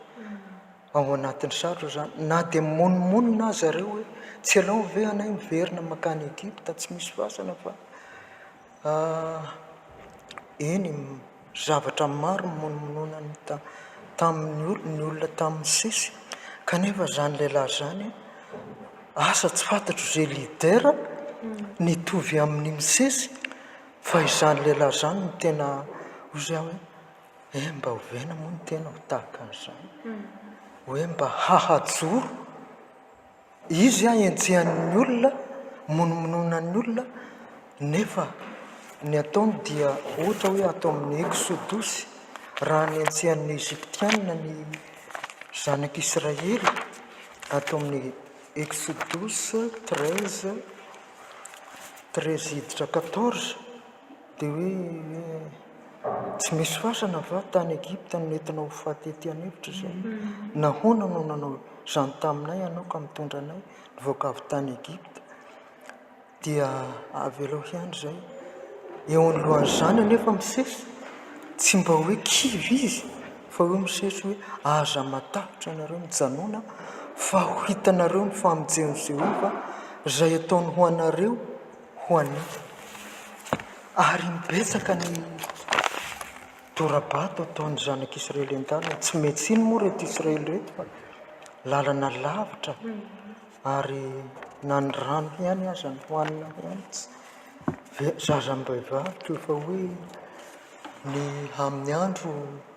androahona moa amin'ny alina andriako mijanona zany mistopy zay vao mipetraka ny olona dia tsy maintsy monimonina ny olona kanefa eo alohan'izany misesy izay lidera tena mahafapo dia tsy kivona ketraka fa mijoro mandrakariva eo amin'ny fampaherezana fa fitarihana andreto zanak'Israely ny azy zany misesy tsy fantatro misesy fikarohana teolojika natao dia dokotera Razvely Mariety moa ro mpampianatra sady adversaire dia zao aho ny famaly resaka mandrakariva tamin'ireo vavolombelon'i Jehova dia nanahirana mihitsy dia rehefa tonga tato amin'ny sarta aho ny lasoratra nataoko hanoherana azy moa natao amin'ny lisansy dia fiainana mandrakizay manoloana an'ireo zany tao amin'ny maîtrise dia fampianarana Trinité manoloana an'ireo dokotera Razvely Rateo moa izy le resaka momba ny fanahy masina sy ny isan-karazany dia nitarika tokoa izy tamin'ny zany dia fifandraisana manokana amin'Andriamanitra dia ny fiainako moa eny hatramin'ny aho mbola tany amin'ny hoe mbola tany amin'ny sekoly enseignement général dia efa mivavaka manokana satria anay moa fianakaviana mivavaka dia ohatrany hoe fa sedraina ny tena tany dia izay aza moa niteraka fiatsaonana ny tsy fisina ny fahoriana fahatrana tsy manina ny tena fahatrana dia efa nandoharitra dia indrindra moa rehefa aty amin'ny fitondrana tena mitory dia ny fiainako izany vavaka any amin'ny mangina mandohalitra adiny ray adiny roa mihitsy izany ny fiainako ary mitondra olona maro ny tenako ny namako ny fiangonana ny firenena dia mandohalitra ny andro fanaoko dia efa misy tritro moa ato amin'ny ny tongotra ao nefa ny zavatra tsapako rehefa mivoaka tao aho dia tonga dia mahazo hery amin'izay vavaka mangina izao. Fahafantarana ny fifandraisana amin'ireo ray aman-dreny WB-Pifoazana dia ao moa izay efa nitenena ny dokotera Razoely dia ny akoa aneny volahavana Germaine zany no eny izy mipetraka tao amin'ny 67 moa ny dokotera Razoely tamin'ny anina dia eny koa mba sendra makao dia lasa makany amin'ny neny koa amin'izay izy izay manana fanomezam-pahasoavana manokana moa amin'ny toro-hevitra sy amin'ny famahana olana dia tonga manatona ny eny ny tena moa dia hatreo koa meny tenin'Andriamanitra izany dia ohatran'izay koa rehefa teto amina mpianatra ny vadiny pastora koa dia ny tena tanora vadiny mpianatra atao hoe mbola tsy manana traikefa fa mbola tanora saina dia Mama Katerina koa ilay mipetraka tetsy vadiny pastora Tsoaly izy ilay président Sonde anga tamin'ilay trano tetsy dia ramatoa iny ro renitro koa ivelan'ny teto ambin'ny eny ramatoa iny ro papahery mananatra isan'andro koa makao aminy aho io le lasa ray aman-dreny tombosoa tanàna ny tena zato taona vao maty dia Mama Katerina koa ny ary mba kay moa lasa ray aman-dreny sotanana ivelany eto izany rehefa maty dada Ratsoa dia izy ny solo anazy zay fifandraisana tamin'ny rafi-piangonana moa dia ao moa dokotera Razoely efa nilaza teo fa raha tamin'ny tena moa miaraka tamin'ny vadiny tena dia ao any amin'ny komity ny fitandremana filevana dia tsy mora ny zavatra atrehana ao anatin'izany fa misy fifanoherana mandrakariva dia ny tena moa araka amin'izao hoe mba maha-pastera vavy matetika dia tsy maintsy manangan-tanana rehefa tena mba eny miteny ihany fa rehefa tena mafy ny ady-hevitra dia iny tena mijoro azafady indrindra toko tena mitiapoka ohatran'izao maseka dia tonga dia mitsangana dia iny ary miteny ohatran'izany fa tsy arakaraka ilay hoe vehivavy ianao dia ao anatin'ilay misy tension mafimafy dia manginy fa ianao zany arakaraka ilay ianao no mitsangana ohatra manana fahasahiana-dana dia tena anona izay dia ohatra tao amin'ny sekoly biblika koa eo amin'ny komity mpitatana amin'ny sekoly biblika dia misy zavatra tsy ara-dalàna ao dia asa matahatra fa tena firediny hoe ampidirina ao amin'ny compte-ny sekoly biblika ny compte-ny sinoa dia iry amin'ny beo azafady indrindra ho tompoko tsisy ny teny ndraiky ambin'ny 10 fa ny tena talery tonga dia lasa mijoro azafady indrindra tompoko fa tsy mety izany angamba tompoko tsy mety indrindra izany araka ny fitsipika sy lalàna tonga dia zany tsy matahatra mihitsy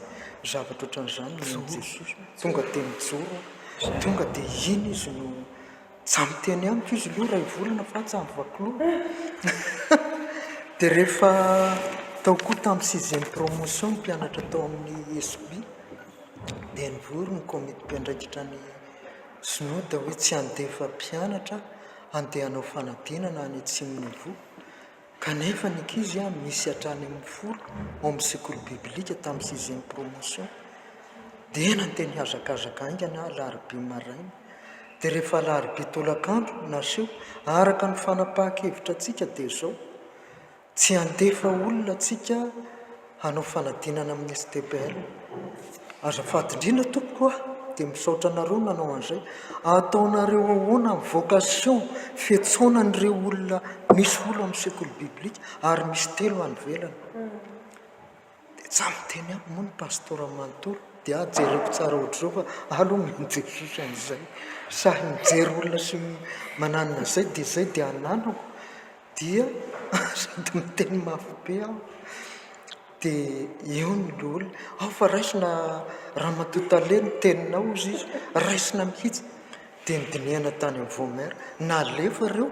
afaka ny enina rady sirisitraka sy nitariny reny izay mpitondra filevana aby amin'izao nahavitany lisansa sy ny maitrise taty reny dia le fijoroana zany ny tena zava-dehibe eo amin'ny raha-mpiangonana ieka zay ny fanomezam-pahasoava meny jesosy atsika na manakory ia mialohan'ny setotsika 10 minitra so dia manana fantaniana farany makasika an'izay torojanina olivia sentikely 10 minitra aloha tsika reraka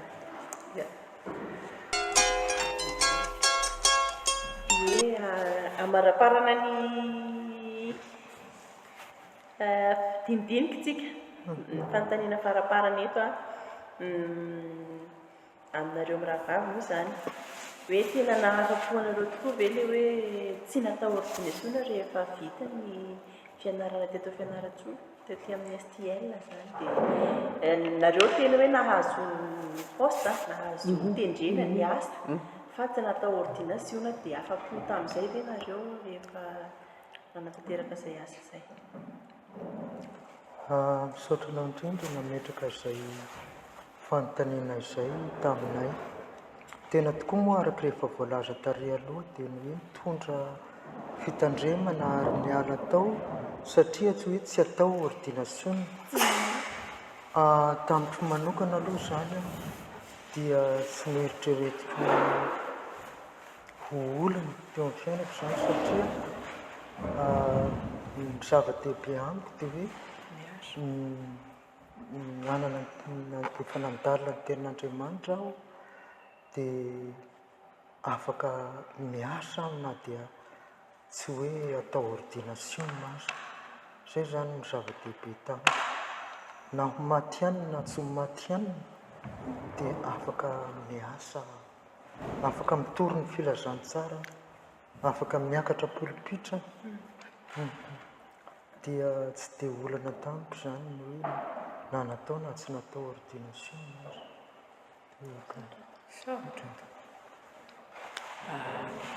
mitovitovy ihany nahafapo satria nanao asa maty ihany ilay contrat 10 taona tao amin'ny FBL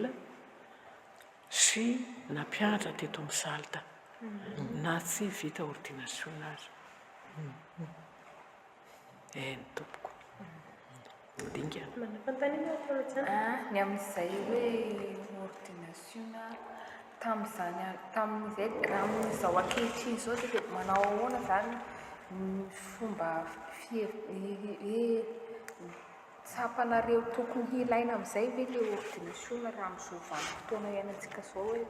ho an'ny teolojiana sa mbola hijanona amin'izay hoe rehefa fiantsona dia asa matiana raha mieritreritrako aloha dia tokony hiroso amin'ny toerana hoe fanaovana ordination ny teolojiana io satria efa be ary ny zavatra misy raha eo amin'ny manodidina amin'ny fitandremana misy antena tena tokony raha vita ordination zao atsika dia atsika nanao an'io asa io satria banga teo le pastera dia nefa ny tena teolojiana raha vita ordination dia ny tena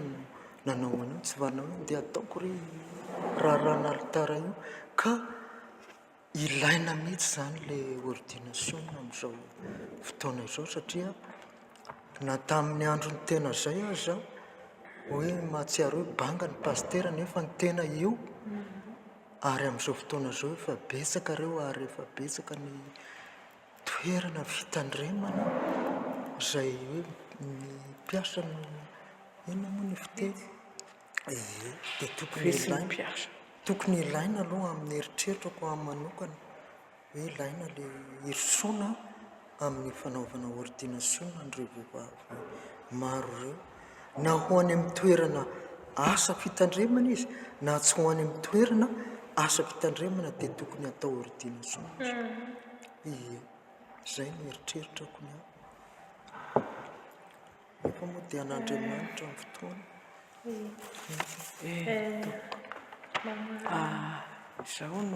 zao ny hevitro zany hatreto zany tsy dia mahita point hoe inona ny tena point fort anie ny FLM tsy anaovana ordination ny vehivavy dia izao ny aho no tiako hambara hoe raha sitrapon'Andriamanitra ny ananan'ny FLM pastora vehivavy vita ordination dia ho tanterahiny io amin'ny fotoany miandro fotoany io sika efa lehilahy roa sy vehivavy roa no ny fidin'Andriamanitra napetrany ho ray aman-dreny toby lehibe voalohany le toby lehibe efatra zany ato amin'ny FFPM tsika sendrasendra zany lehilahy roa sy vehivavy roa ary Andriamanitra tsy namorona lehilahy rery fa namorona vehivavy ko misy antony zany ka eritrereto ny vehivavy anankiray ato amin'ny ny ray mama volavany Germaine io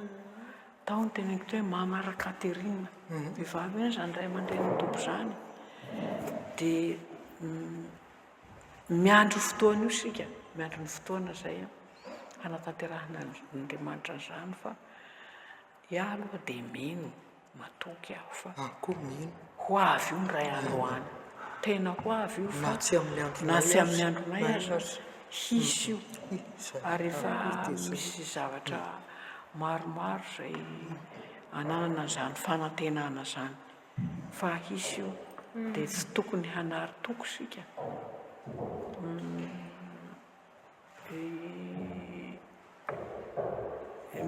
misy ahako fanontaniana mako ato nataony Ramiro hoe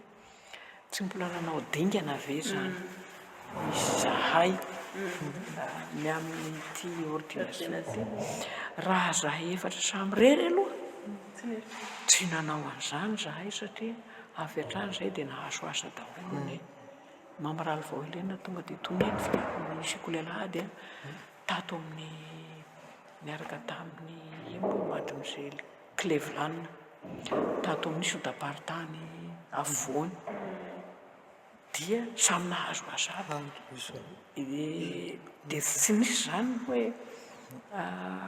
dingana manokana zay nataonay nangataka ordination ny vehivavy io fa zavatra misy dia ity isika sous-couvert'ny FBL no efa mba nangataka dia izay no tsy tazenalehana sy nahazo valiny hatreto fa na iza iaho mitazona n'ilay mitenen'ny dada Raben'Olahy tany farafangana tamin'izay kabe ny FBL national natao tao farafangana dia nijanona ny teolozianina tamin'izay fotoana vita ndraika be dia nijanona kely isika teolozianina nijanona 2 andro nanao fiofanana dia natsony izy nanao an'le mbala zao ny hevitrao ny mahakasika ny ordination ny vehivavy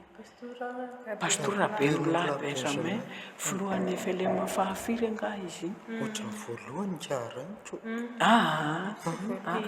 raha nevizona zavona fotoany teo nakotondriana fahatelo izy ny fahatelo teo dia izao no teny tamin'izay izy tsy misy izy na de ray aza raha ara-tsoratra masina tsy afaka ilaza hoe satria izy nanazava tao amin'ny testamenta tao amin'ny testamenta vaovao dia nifaranany hoe tsy misy nanankiray aza hoe afaka ilaza hoe tsy azo atao ordination ny vehivavy fa kairos no andrasana kairos nareo tsara nydikan'izay fotoana no andrasana dia iaho zany manantena an'izay hoe ho avy io fotoana io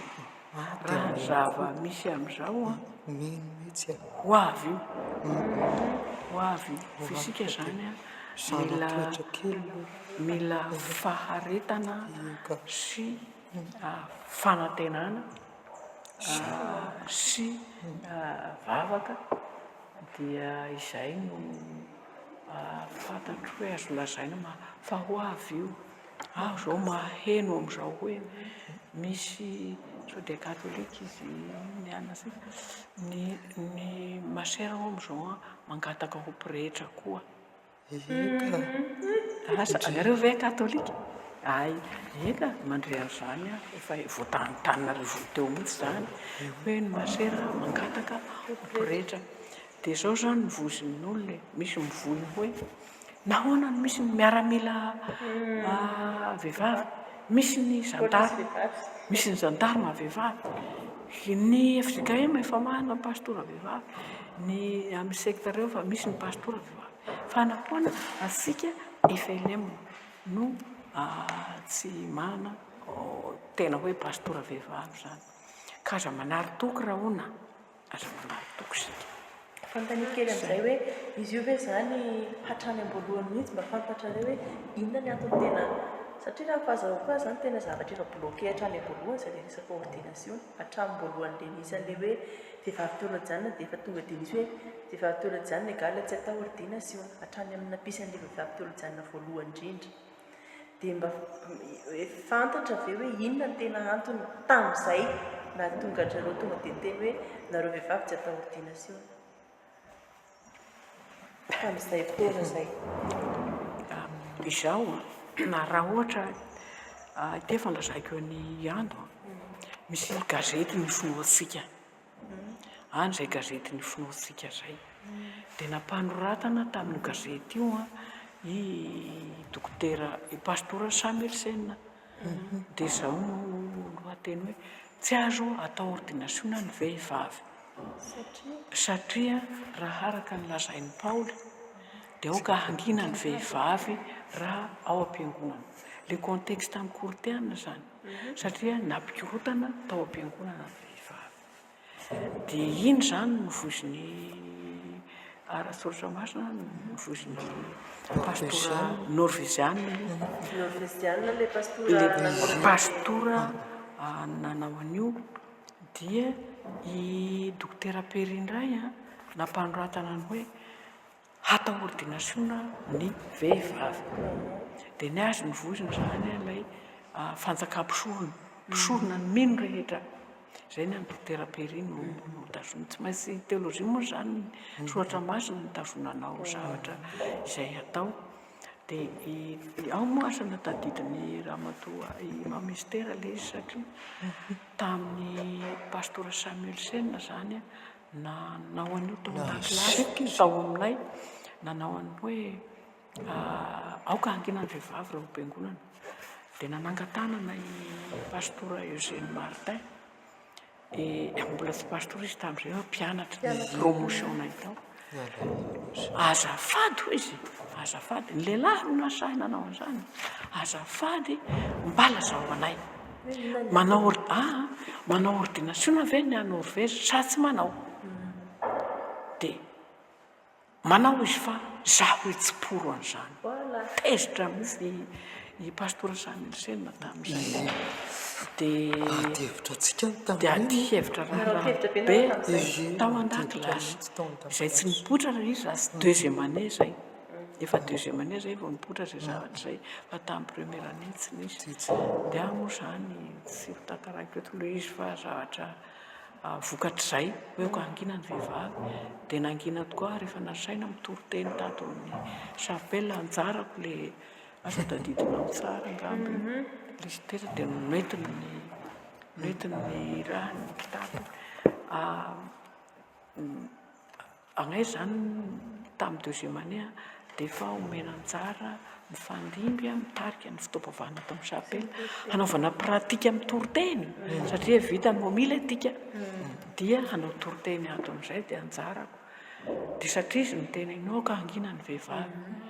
dia anjarako amin'izay le hanao toriteny tato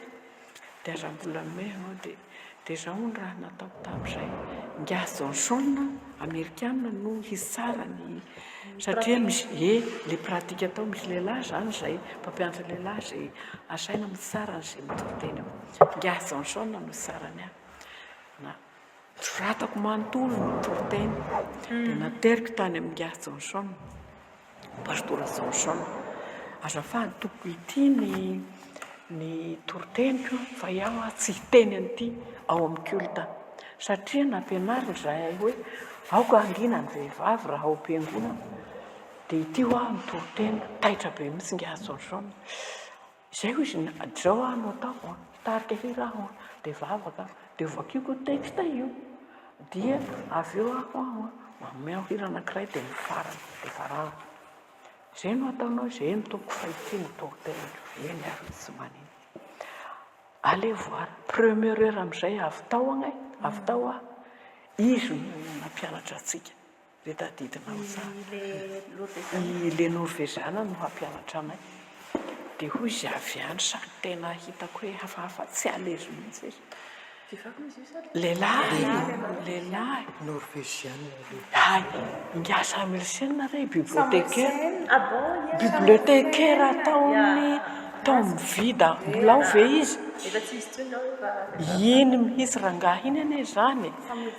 Samuelsen bibliothécaire nareo tao mivida tao dia zao no nataony ahy zany gaga anao izy nahoany ianao no tsy nitoriteny dia nivaliko tamin'izay dia gaga ny fahavogaganao aho tompoko fa nangina aho zay tsara ny teniko gaga ny fahagaganao aho fa nangina aho dia tonga dia fatan'le izy satria le nampianarako angina tezitra izy dia noraisiny mena be izy noraisiny cartable dia raha tadidinao asika tsy nivoaka tao an-dakilasy taperitsika eto ny adiny roa tonga koa no tamin'ny dia sy tonga nampianatra anay ihany izy taperitsika eto ny adiny roa zahay mpianatra manapahatra ny adiny roa dia ao an-dakilasy eo foana zay dia ny fahatelo le nisy anatsika ndeha mifona any amin'ny pastora dia nifona tany any izy fa izy hany dia zany eugène efa sahirana be an'le nylazany hoe misy ho izy manao ordination ny ano norvège izy fa izaho contre an'izany tsy pour an'izay dia nanontany norvège raha nizahiko antsika fa efa telopolo taona taorianina nyraisan'ireo niandra teolozia any telopolo sa telopolo taona zay vao nanao ordination nareo dia isika zany ohatra teo norvégiana noho ny norvégiana zany hoe le conservateur tsy haiko zany tena conservateur be le nataon'olo zany ny tiasika atao arary dia zay moa anaovan'ny olona sary misy pastora amintsika ato norvégiana noho norvégiana conservateur be fa io raha onona na hoinona na hoinona hatrizao ho avy any ny fotoana izay anaovan'andriamanitra mbola ho avy io dia sao dia afaka mamarana amin'izay ve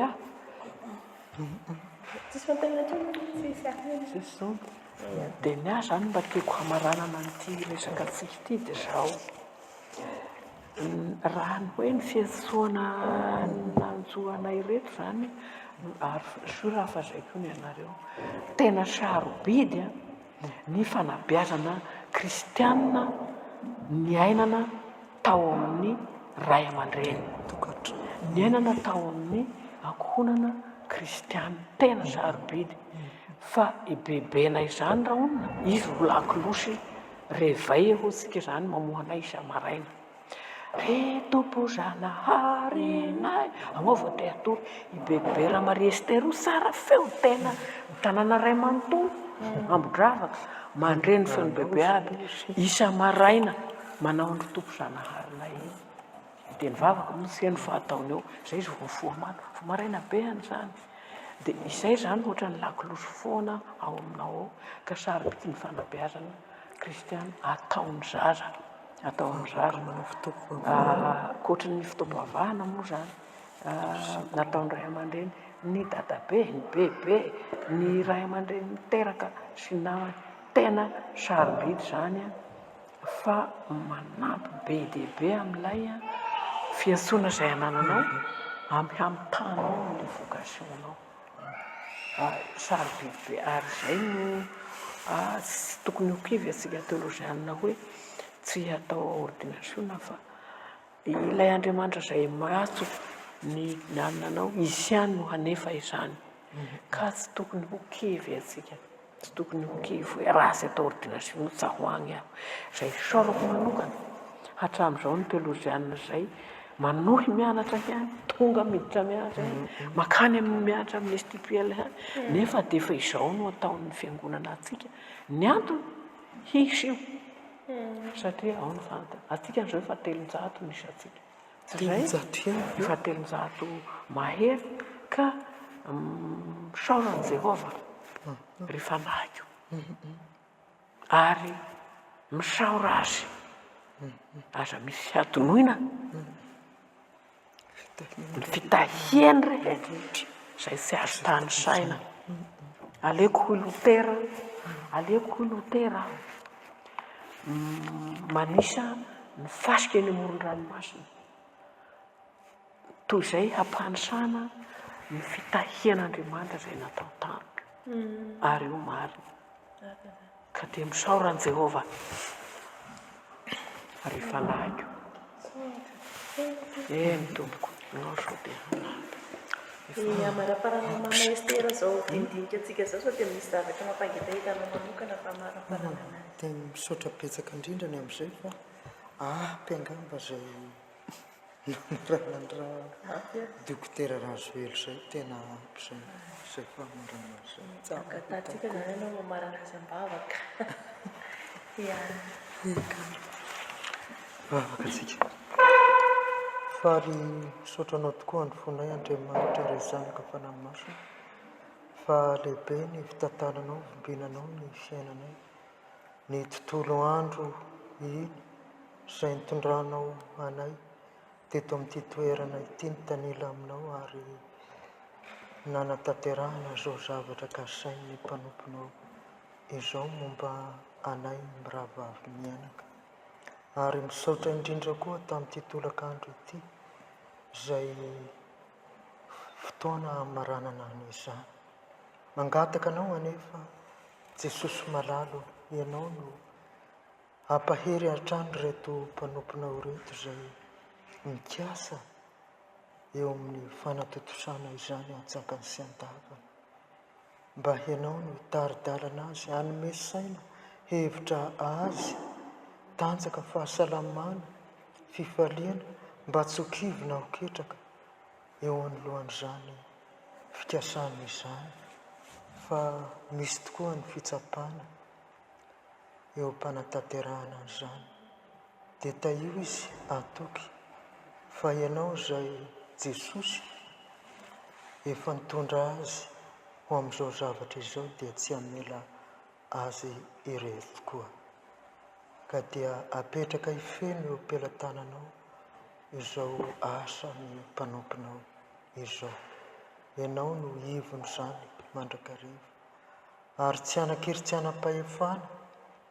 eo anoloan'izany ny asan'ny maizina fa ianao Jesosy izay manana ny fahefana rehetra any an-danitra ety an-tany no taridalana ampahery ny mpanomponao dia misaotranao Jesosy amin'izay efa nataonao taminay ary mbola ataonao aminay koa izany dia farananay amin'ny vavaka mamy ampiararinao anay manao rainay izay ny danitra ho masina ny anaranao tonga ny fanjakana atao any sitraponao ty tany tahaka eny an-tany meonay no izay anasazaonay